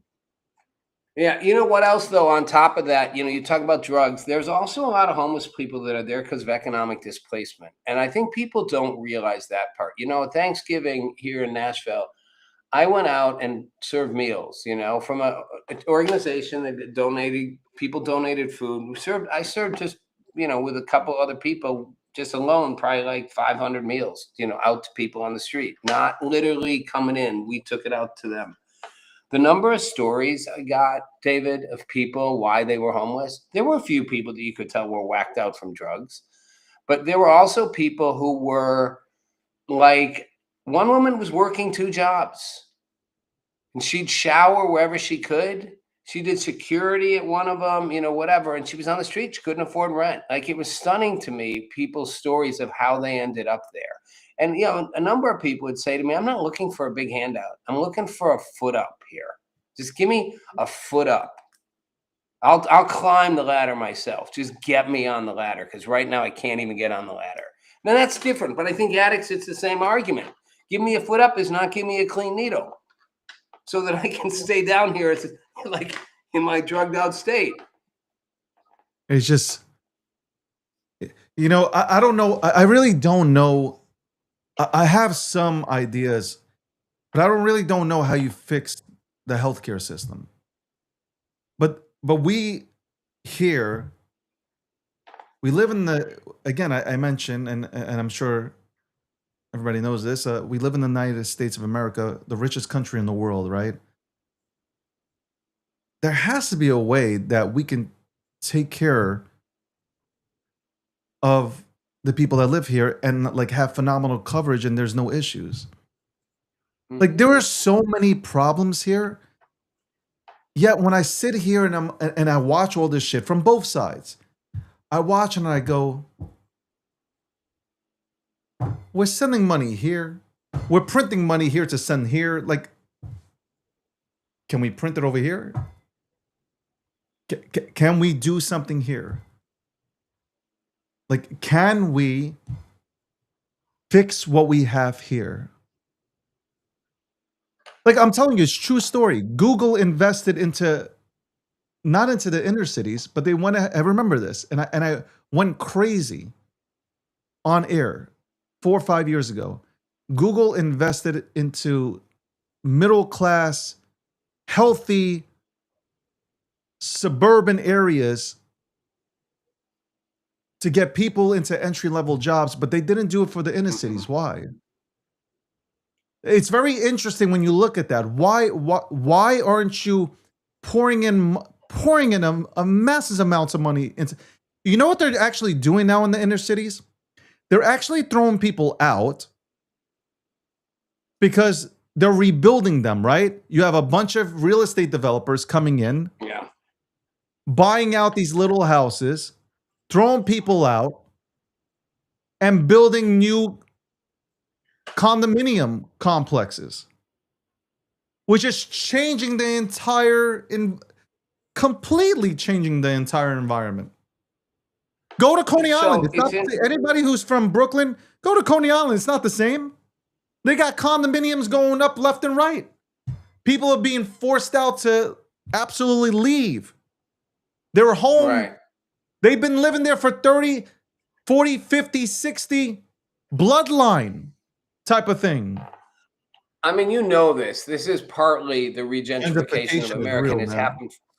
It's crazy. I know, and it's happened for a long time. But I will say this, and some people will argue, well, that's the capitalist system. But I would argue, yes and no. You can incentivize developers to develop in ways that are more constructive to the working class, or really, could you help the most broken communities? Yes, you could incentivize developers to, if they can make money, you can make money anywhere if you do it right, but they make it so easy for them to make money in these other things. So Google, we can make more money going into the upper middle class and getting qualified people who are well educated, costs us less per worker to acquire than going somewhere else. But that's a bad argument if you want to look at the greater good of society and even where your real value comes. Because what I'd always say is, there's someone who said we're only as good as the least of us. If too many people fall underneath, it's, Henry Ford got it. If people can't buy the cars, like, what good does it do to make them? Too many people fall under, you're going to drag the whole ship down. So there's a self-interest. It's not just a handout in helping make sure half our society isn't crumbling, as you put it. Why can't we fix things here at home? It's a very real and legit question. So yeah, when we talk about politics, like when we talk about, all this stuff, is just like, I'm like, at the end of the day, you know what I think about? And obviously we have to report the news. We come on here to, we talk about what's happening in the world, and I get it. And we chime in with our own thoughts. But here's my real thought. Like, I don't even want to be in these places. Like and I hate this because I don't think I sound like a woke left or a woke right personality. I'm just saying, like, can we pay attention here for a second? Because like we're missing the point here, and we're really missing the plot. But like when you look here, shit isn't all green. Okay, when you have two parties that are not allowing for things to pass, we need to get them out. No, I'm being that serious. You can't have representatives that represent the people not representing the people. It doesn't make sense. Oh, that's what we've had for a long time. Here's the problem. Everybody knows it. And I got to go, and I know you do too. Everybody knows that. That's why nobody likes it. Everybody knows they don't. The number of people who think Congress or even the presidency represents the people is tiny. Most people are like, you don't represent me any more than the media tells me the truth. Or that every big corporation is really looking out for my best interest. Farmer just wants me to be healthy. Like, people don't buy any of it anymore. That's why what you said on your rant before is really worth clipping and republishing. It's like what people feel. They're like, this is all bullshit, and you're all playing the same bullshit. Problem is, we're letting it happen instead of being like, enough, we're going a different route. That's the challenge on us, to go, we're not going to stick with this. We're going to do something different. Not easy. Wasn't easy to start this country. Not a lot of good things were easy. Yeah. I got to go on that note, but this is a great conversation. Yeah, it's a great one. I don't know. Landy came in like 5-10 minutes ago. I didn't know if he I wanted to know, come and on then or he not. was gone. He's there. He Yeah, could be I have just no clue. hanging out, listening. I think he's That's just all hanging right. out. No, Landy. All right, appreciate you. Oh, he's Oh, there. he Well, I wanted got to to come jump. on. I didn't know. Yeah, go I ahead. gotta jump, though. Yeah, go for it. I'll talk to you later. Rob Nelson, everybody, he has a show. See? Landy's listening. Thanks, man. Oh, he's listening. Okay. He's listening. Good. That's good for Landy to be listening, watching, I don't get waiting to pray. Waiting He's for gonna what? To come come in. on? Can you just say, hey, I want to come on? Or like I have no. Anyway, Rob Nelson, everybody, Mondays see and you. Wednesdays, 8 p.m. Eastern Standard Time. Tune in on the Gokshi Media Network to go ahead and check out what he has to say in terms of all the trending news that's out there. Rob Nelson, it's nice to have you on. Same, man. Appreciate you. Say hi to Landy for me. I will. I don't know if he's coming on or not, but shout out to Rob Nelson. He has a good show. I can't believe that we actually agreed with. I don't know. I don't know why I ripped off today, man. Like there was, you know what it is? I think the whole back and forth and like me, like growing up in New York City and seeing the shit that went on where I lived, like it's just like, man, like all this shit is still, a lot of this shit is not taken care of. People are still fucked. Like, I love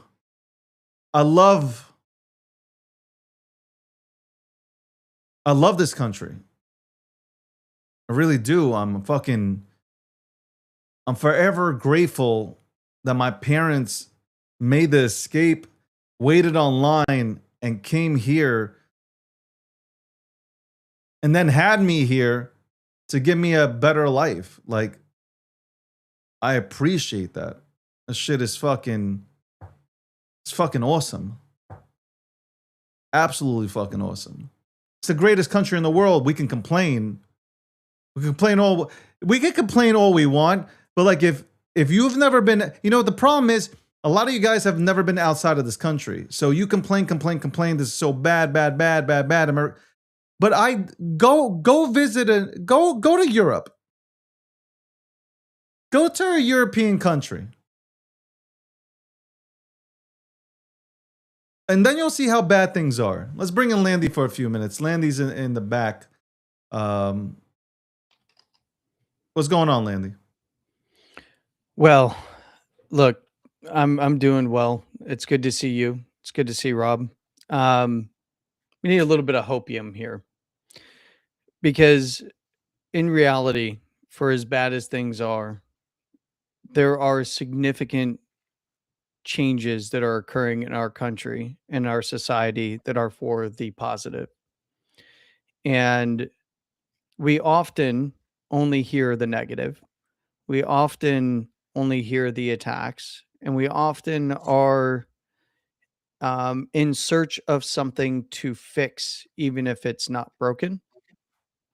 And we, as a society, are starting to see that even though things are hitting a fever pitch at the extremes, that there are legitimate good things that are getting done that will move us forward as a country, that will move us forward as a society, and provide for hope well into the future. And I think that that is something that is lacking in social media discourse and any type of news that we see. But the reality is that for all of our flaws here in the United States, as a nation, as regular everyday folks, as elected officials, as business people, as entrepreneurs, while we have a bunch of flaws, we're still the best place in the world to live. We are still the world's greatest superpower, and we are still a just nation. And that doesn't mean that it doesn't come with warts. That doesn't mean that there isn't problems to solve, but we will solve these problems. We will overcome and see things through to a much brighter and better future for individuals and society at large. And hopefully have that become a network effect to the rest of the societies around the globe. And I think that a lot of what we have now in terms of discourse here in the United States is driven purely by hyperbole in terms of conversation, right? Without any middle ground. You're either for or against. You either love this person or you hate this person, and all nuances thrown out. And why is that? Because we live in an attention economy. And it's not just here in the United States, it's all over the world, right? China is dealing with this as well. And that's one of the reasons why they lock down social media so much. but there is going to be a brighter future. And I am still of the opinion that there is the, well, still flaws, there is the right people in position that are affecting change in a positive direction right here, right now, under the current administration and in various states. There's a lot of hard work being done by good people. Doesn't mean that it's not going to be without challenges. Doesn't mean that people won't misstep or screw up. That is human nature after all. And I think that sometimes you have to take stock of where you are personally and where we are as individuals, and then as a society, and then as a nation, and just continue to fight for the right things, and be willing to provide for grace when there are mistakes being made. And I think that will occur and continue to occur. I think that we are hitting some pretty nasty extremes in political discourse, especially. But the pendulum swings, right? It swings from one extreme to the other, and it's not going to be long before it swings back to the middle and things begin to calm down a little bit in terms of discourse. But we live in an attention economy, right? You can say that it's just as true in national discourse, political discourse, social discourse, news, social media, personal lives in some cases, and personal interactions. But that too will become something that will die down over time. Again, I said what I said. Yeah. I stand on that. Hey, I wasn't here for the entire conversation, but what I can tell is that you are not alone. I can tell you, you're not alone in that regard and your feelings on what is happening. There's a lot of people. It's not about our country is not great. It's not about it's not the greatest country in the world. It's not about like we are obviously there's no country that can compare it to. That's not the argument. It's we have elected people that represent the people that have done nothing for the people.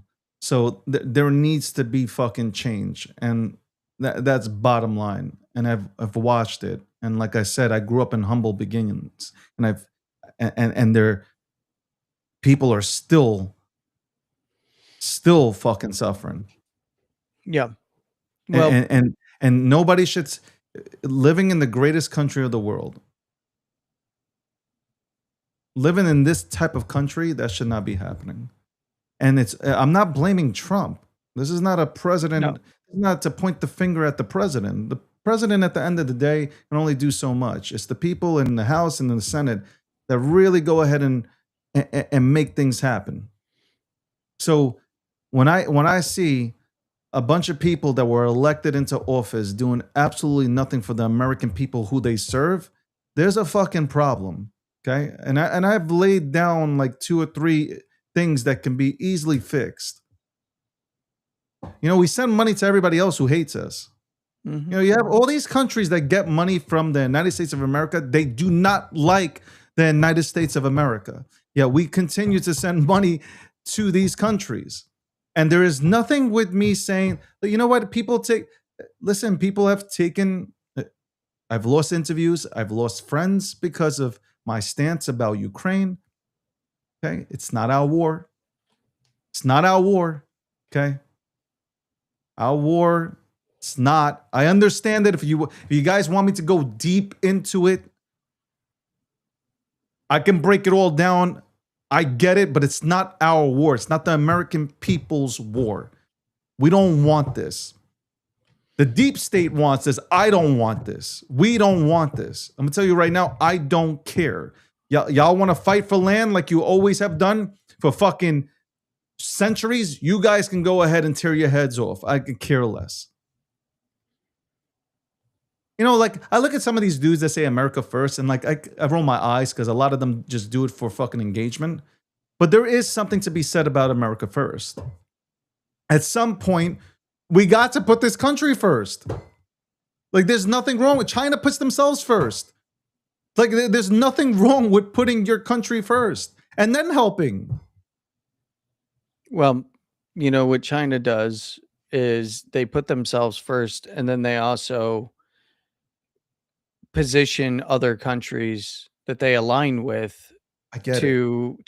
to be aligned with them on their agenda. And for a very long time, the United States was, you know, the argument was is that the United States was doing essentially the same thing. The problem is we gutted our middle class here in the United States, our manufacturing and There is no production, middle class in the United States of America. There's and zero. well, we gutted it in favor of exporting things so that we could become a larger player on the world stage in terms of funding just about everything and anything, um, and becoming a managerial society, right? A non-productive managerial society. But these things are beginning to change. The pendulum is swinging back, but that doesn't mean that we don't focus on what is in our best interest outside of the country, because in the end, it should be benefiting our country. And that's what I do like about this current administration, is that is the focus, whether it be trade deals, whether it be security, whether it be alliances. You know, nobody's paying attention to what's going on in South America, but I'm pretty tapped in, and I'm still paying attention. There's a lot of good things coming out of the relationships that are being formed and forged in South America. These are all things that will benefit the United States and are for the benefit of the American people, but they will benefit those nations as well, right? Um, so I think it's a more nuanced conversation. For there's an entire wing of the America First agenda on social media that is like, well, no, everything needs to be only United States and cut everybody else off and become isolationist. And that's just not going to work. You know, that from a security and stability standpoint, then you're just opening the door for our enemies to infect other nations, which was already been done, right? Realigning the goals of where the United States heads and how we build out and maintain our power, and how we grow as a nation going forward, I think is centrally aligned in an America First policy through this administration. The problem is the largest roadblocks, like you have mentioned, is Congress, and it's our own people. It's your own people, right? It's literally it is the uniparty that you referenced that is deeply entrenched. But you got to understand, and I've said this to you before, you know, anybody that wants to get involved in politics, you can have a really strong set of morals and ideals and things that you want to do when you go in. And then you get in and you realize that you have no say of what's going on. They'll literally put people on your staff, they'll recommend people all through the beltway that will completely sabotage your agenda and tell you that you can't get this done without actually capitulating to this thing over here that you might not be in favor of. And they literally will ostracize you throughout all of the halls of DC if you don't give, if you don't give into the rotten machine that is entrenched in DC. And it's not the headline people that are the faces. It's most of the time it's not even the representatives. That's why you see that the representatives flip flop all over the place. And for those that have tried to expose the rot beneath, they get ostracized immediately. Anything that they've been trying to do for their state, and for the country and for the constituents ends up going by the wayside. And that's why you see over time, especially the longer that some of these representatives have been in Congress, they just start shifting away from the original core values. And that's the purpose of the swamp in DC. And it's not just that there is a swamp in DC, it's that there is a swamp of people in DC that are deeply entrenched, that have been there for decades, that actually are the power brokers behind the scenes that get things done. and they Yeah. position certain people that are going to do their bidding. They position them well through connections in private industry, through other areas of the government and other institutions, to then push policy forward, and usually making them forcing them or making them capitulate to um, a bunch of compromises that otherwise would not match with that candidate's ideals. Brandon Herrera obviously is under a lot of attack, but I think he's going to be a good rep when he gets elected. But one of the things that I've watched the guy for many years, and now that he's gotten endorsement from Trump, very highly likely that he's going to get into office. A lot of misrepresentation of the things he said. He's been a podcaster for a very long time. He's been an internet personality and YouTube personality for even longer.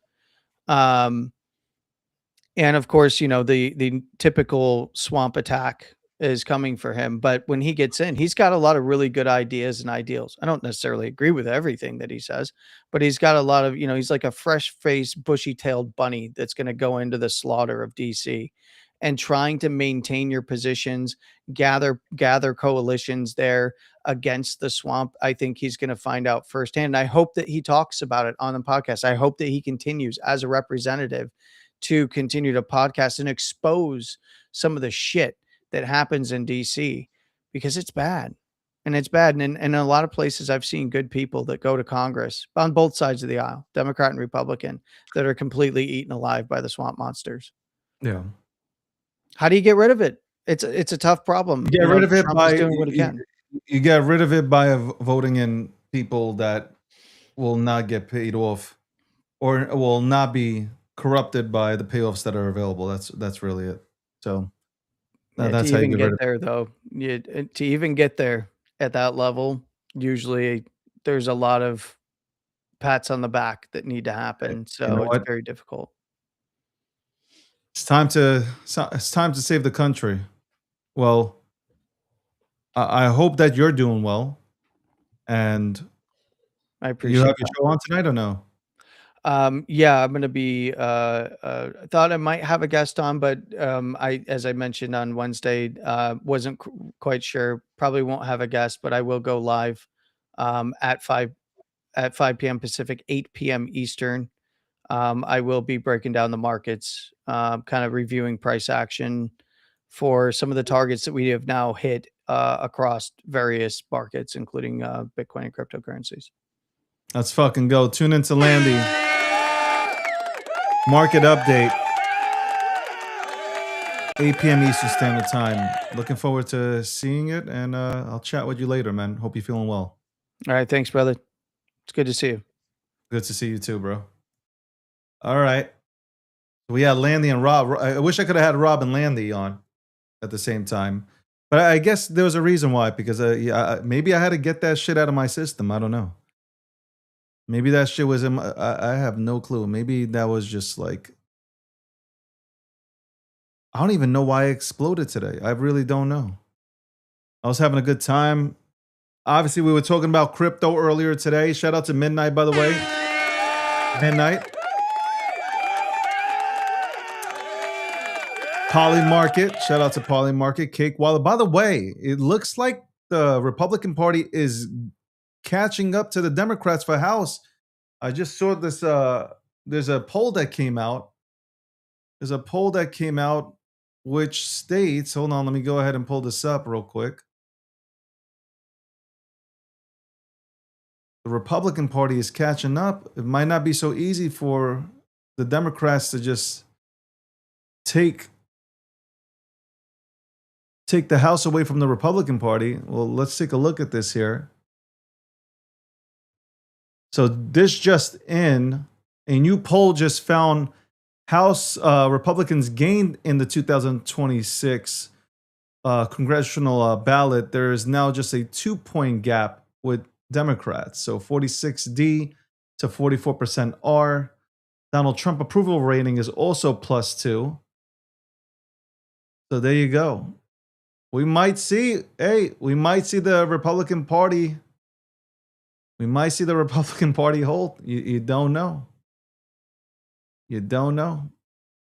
That's crazy. Anyway, that'll be a huge comeback.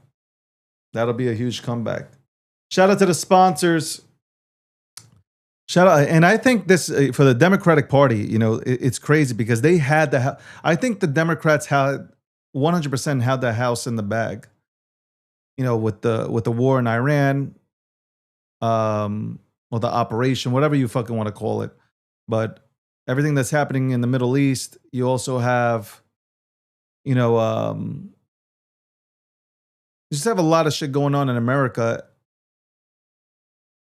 And then I think, I honestly think the turning point has been these Democrat socialists coming into play. And that has really, I really think has given the Republican Party something to talk about.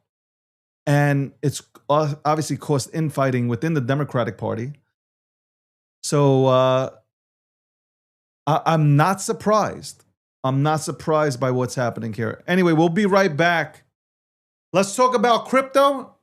Tell everybody, reshare the room. Let's talk about crypto. Let's end this Friday about talking about crypto right after this commercial break. What first got you excited about blockchains?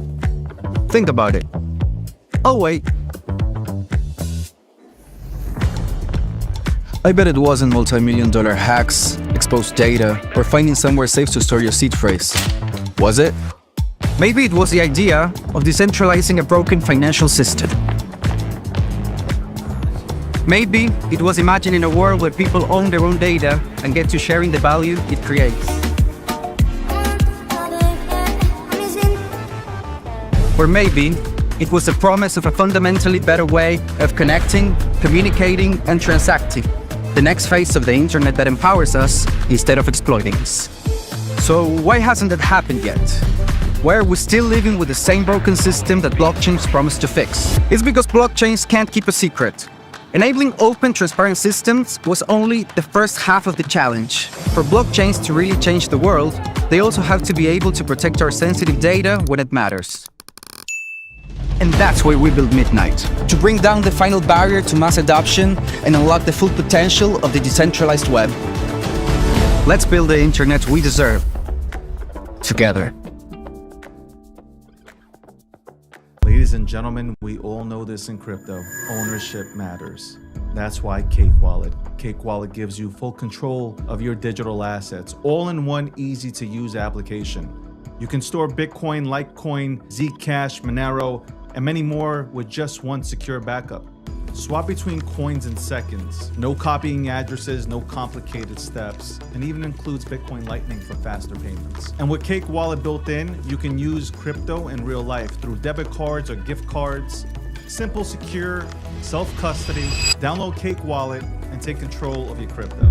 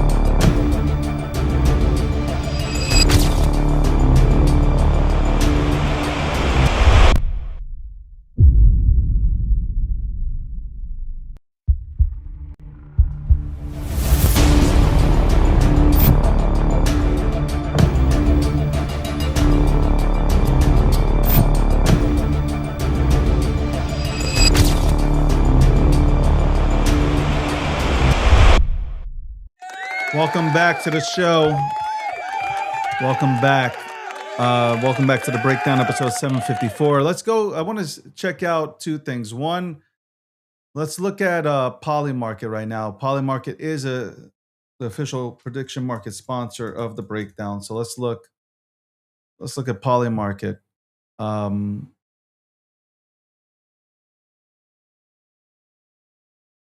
Just looking, LeBron James, man, going to the 76ers is wild. It's wild work, man. I really, honestly, I still got massive energy. It's sunny out. I'm definitely going to hit the streets, work out in the sun. It's always a great thing to do. Get a tan and shit. But let's look at the balance. Let's look at the balance of power 2026 midterm elections here from Polymarket. Go ahead and jump into this quickly. Shout out to Polymarket. What a great group of people. Shout out to Polymarket, man. Anyway, balance of power 2026. 2026. It is now, it still has the Democrat sweep in terms of taking the House. Not the Senate, but the House. 44%, up 23%. Then we have Democratic Senate, Republican House, 2% chance. We have a Republican Senate and Democratic House at 41%. Republican sweep, 15%. Hold on. I'm going to have to disagree. I'm going to have to disagree with the 44%.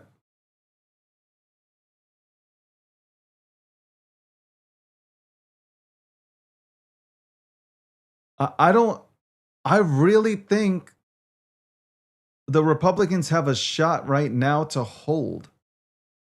I really do believe that. I really do. Democrats sweep at 44%. I don't see them taking the Senate or the House. Like, am I reading this wrong? I just do not see the Democrats taking the House and Senate. I don't see it happening.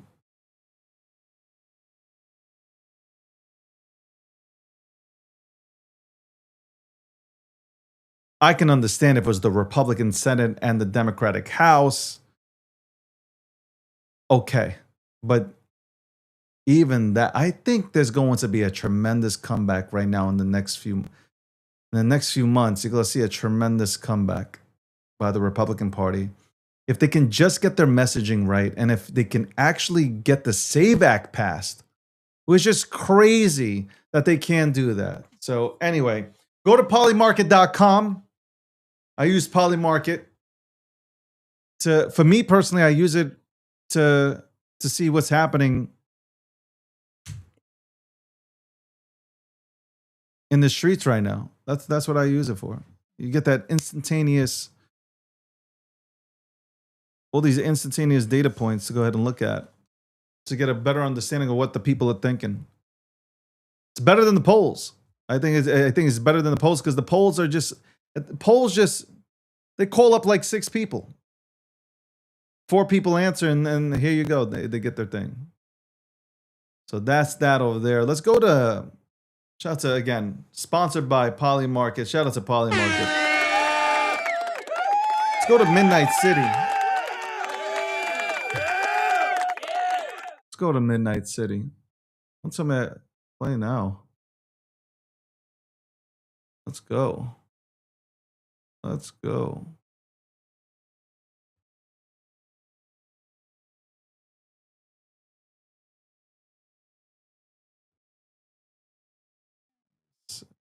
Oh, got that part.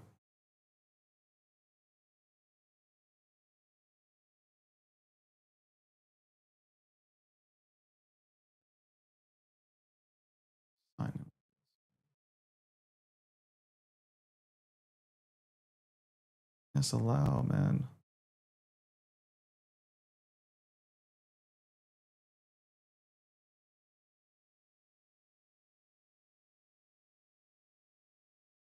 What the hell? Did sign in. What the fuck is going on? Nah, hold on. Something is not right.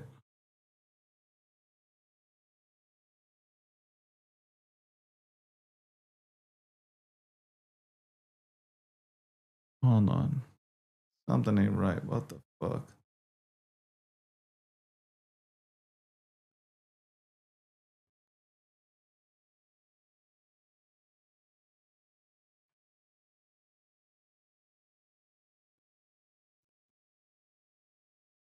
Okay.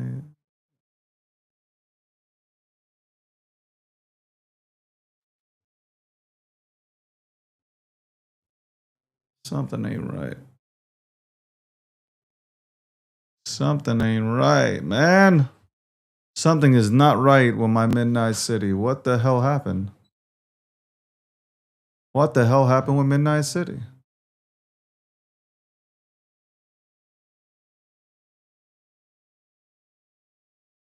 Yo, if my AI agent got banned, like I don't know, man. I'm getting banned all over the place. This is crazy. This is crazy. And I didn't even get nothing. The hell do you mean if my account exists? What the fuck is happening? What is happening?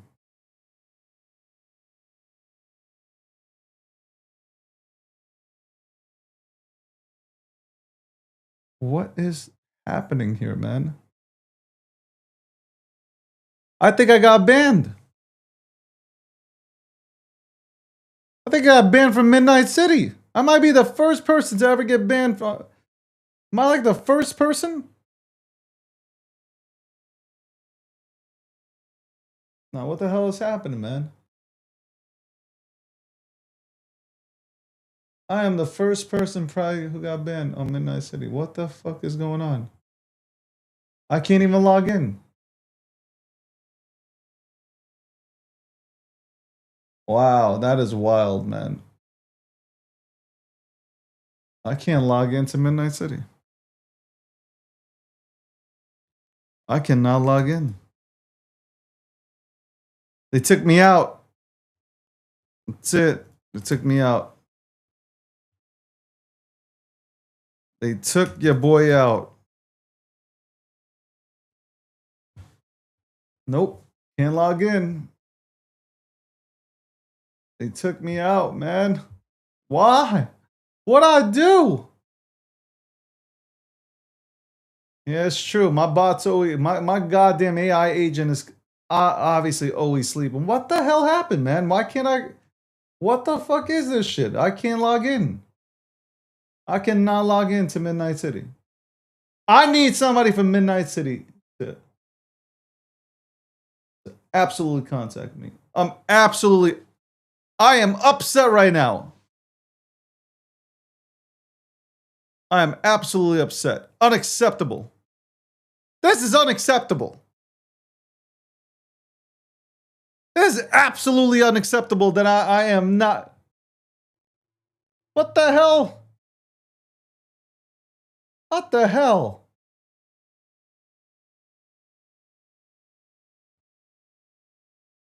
What the fuck? Yeah, I'm sending an email to everybody. I am sending an email to everybody's ass.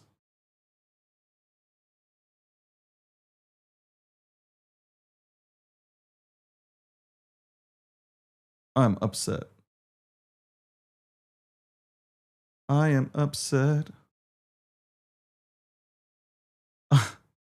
What the fuck? I really am kicked out, man. Am I really kicked out? This is crazy, man.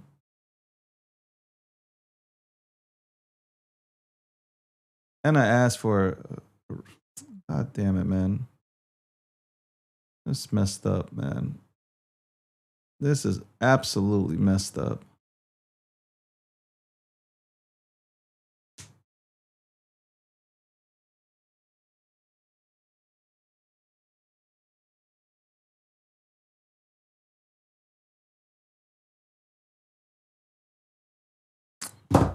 Damn it.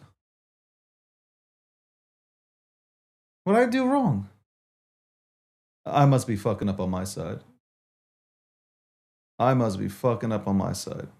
This is what happens when you fucking I start talking shit about I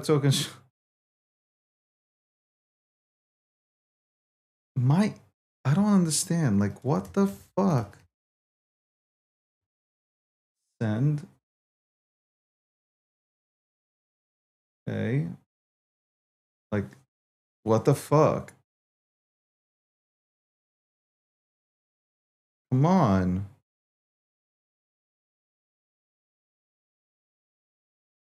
Come on, man.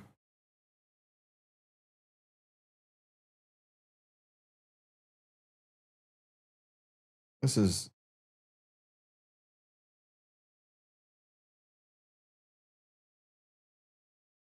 messed up. This is messed up, man. I might have gotten kicked out of Midnight City. I must have been yelling at somebody in Midnight City. This is crazy, man.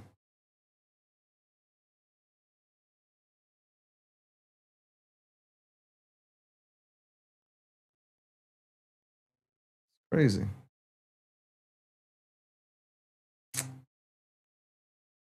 Oh boy. All right, I got to call on that. I got to make a phone call on that shit. Anyway, welcome to the breakdown episode 754, sponsored by Midnight. I'm currently not in Midnight City, apparently. Currently not in Midnight. It's beautiful outside. I gotta say, it's very beautiful outside. Polymarket, the official prediction market sponsor of the breakdown. Also, Cake Wallet, one of the most secure wallets that we have in our space. Your holding Litecoin, Monero, Bitcoin, Zcash. Look at Cake Wallet, all right? Look at Cake Wallet, and also go check out Radar Chat, all right? Who's this guy, and what did he do with David? Who's this guy? Who's this guy? You lucky. You know what? I don't have time, but I would absolutely surgically annihilate you today, Bits. You're lucky. You're lucky that gorgeous house. Hold on. What's the weather like tomorrow, too? Oh, we're looking like we're having a good weekend. We're looking like I'm gonna come back here even darker than I am now. Let's fucking go. All right.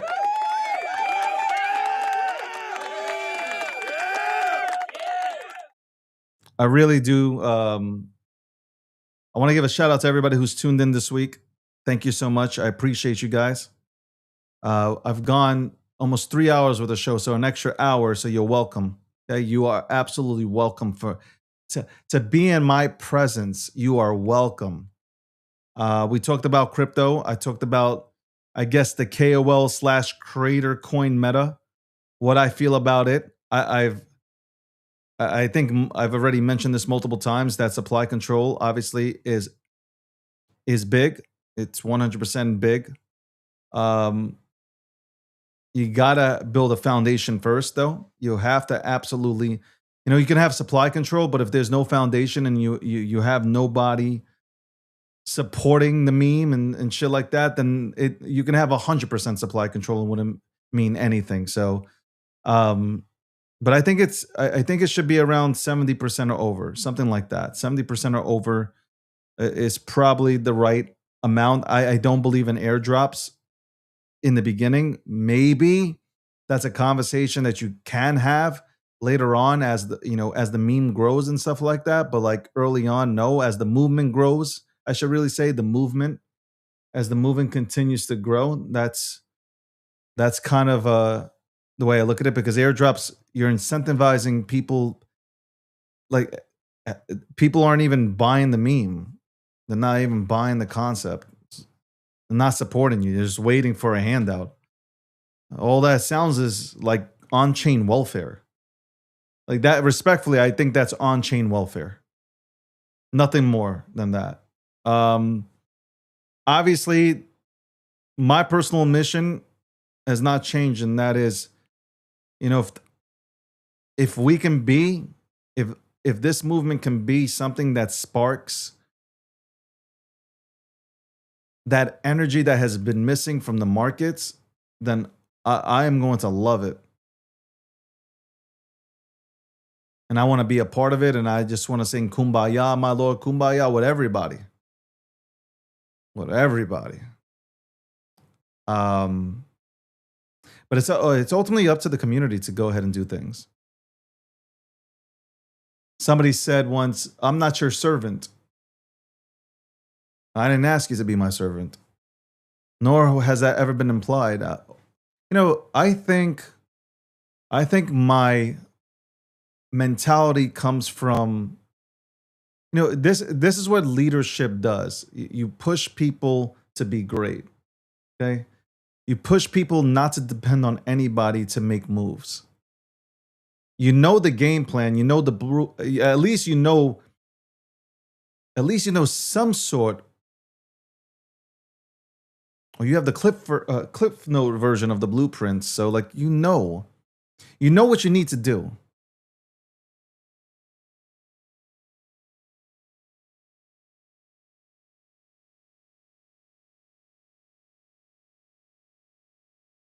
I said this a long time ago. Maybe if it was ego driven, maybe I would show everybody what I can do. Look at the market cap. Told you I can move. I still got motion. But it's not about that. I want to fucking build something cool, man. Don't you want to be a part of something fucking legendary, legacy, and all this shit? Like, what the fuck are we talking about? I did go over some of the creator tokens out there, and I just gave it wasn't hate. I just gave my opinions on where I think it went wrong. And I'm not saying it's dead. I'm just saying in general that it could have been better if people weren't fucking airdropped tokens in the beginning. Do it when it really has value, and reward the holders.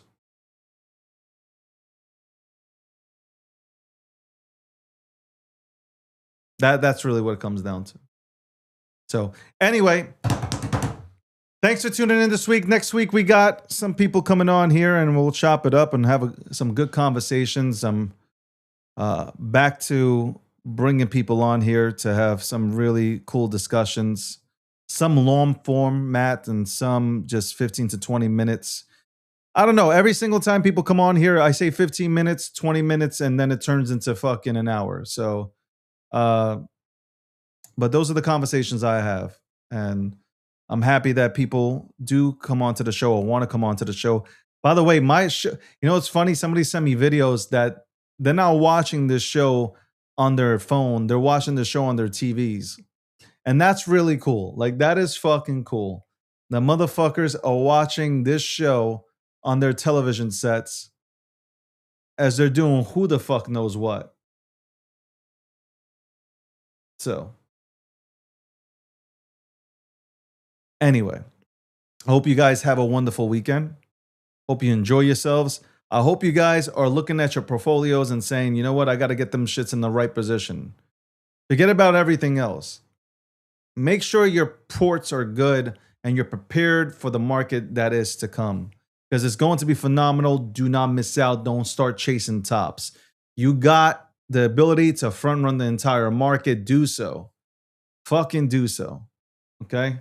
I love you guys. Honestly, I 100% I love you guys. I respect the fuck out of you. You show up every day. A lot of you guys have been showing up for 10 years. I respect the fuck out of you guys. Thank you, TikTok, for limiting my reach again today for, I don't know, God knows what. No, I am reaching out an email. I want to speak to the CEO, COO, CBO. I want to speak to everybody. This can't be happening. But I just want everybody to remember before I go, I have not unleashed anything yet. Not a single thing. And I know this is repetitive, but I'm going to say it again for the hearing impaired, so read my lips. I have not gone on TikTok. I have not gone on YouTube. I have not gone on X. I have not gone on Truth Social. I have not gone on Getter. I will name the list.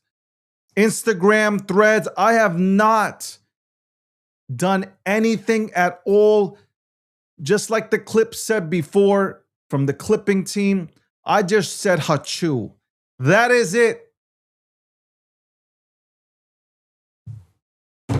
We shall see what happens. Either you're right or I'm right. We'll see. We shall see. I'm ready to take on the weekend. On that note, I'm out. Man, it felt good not to be in a suit today. It actually felt good not to be in the suit today.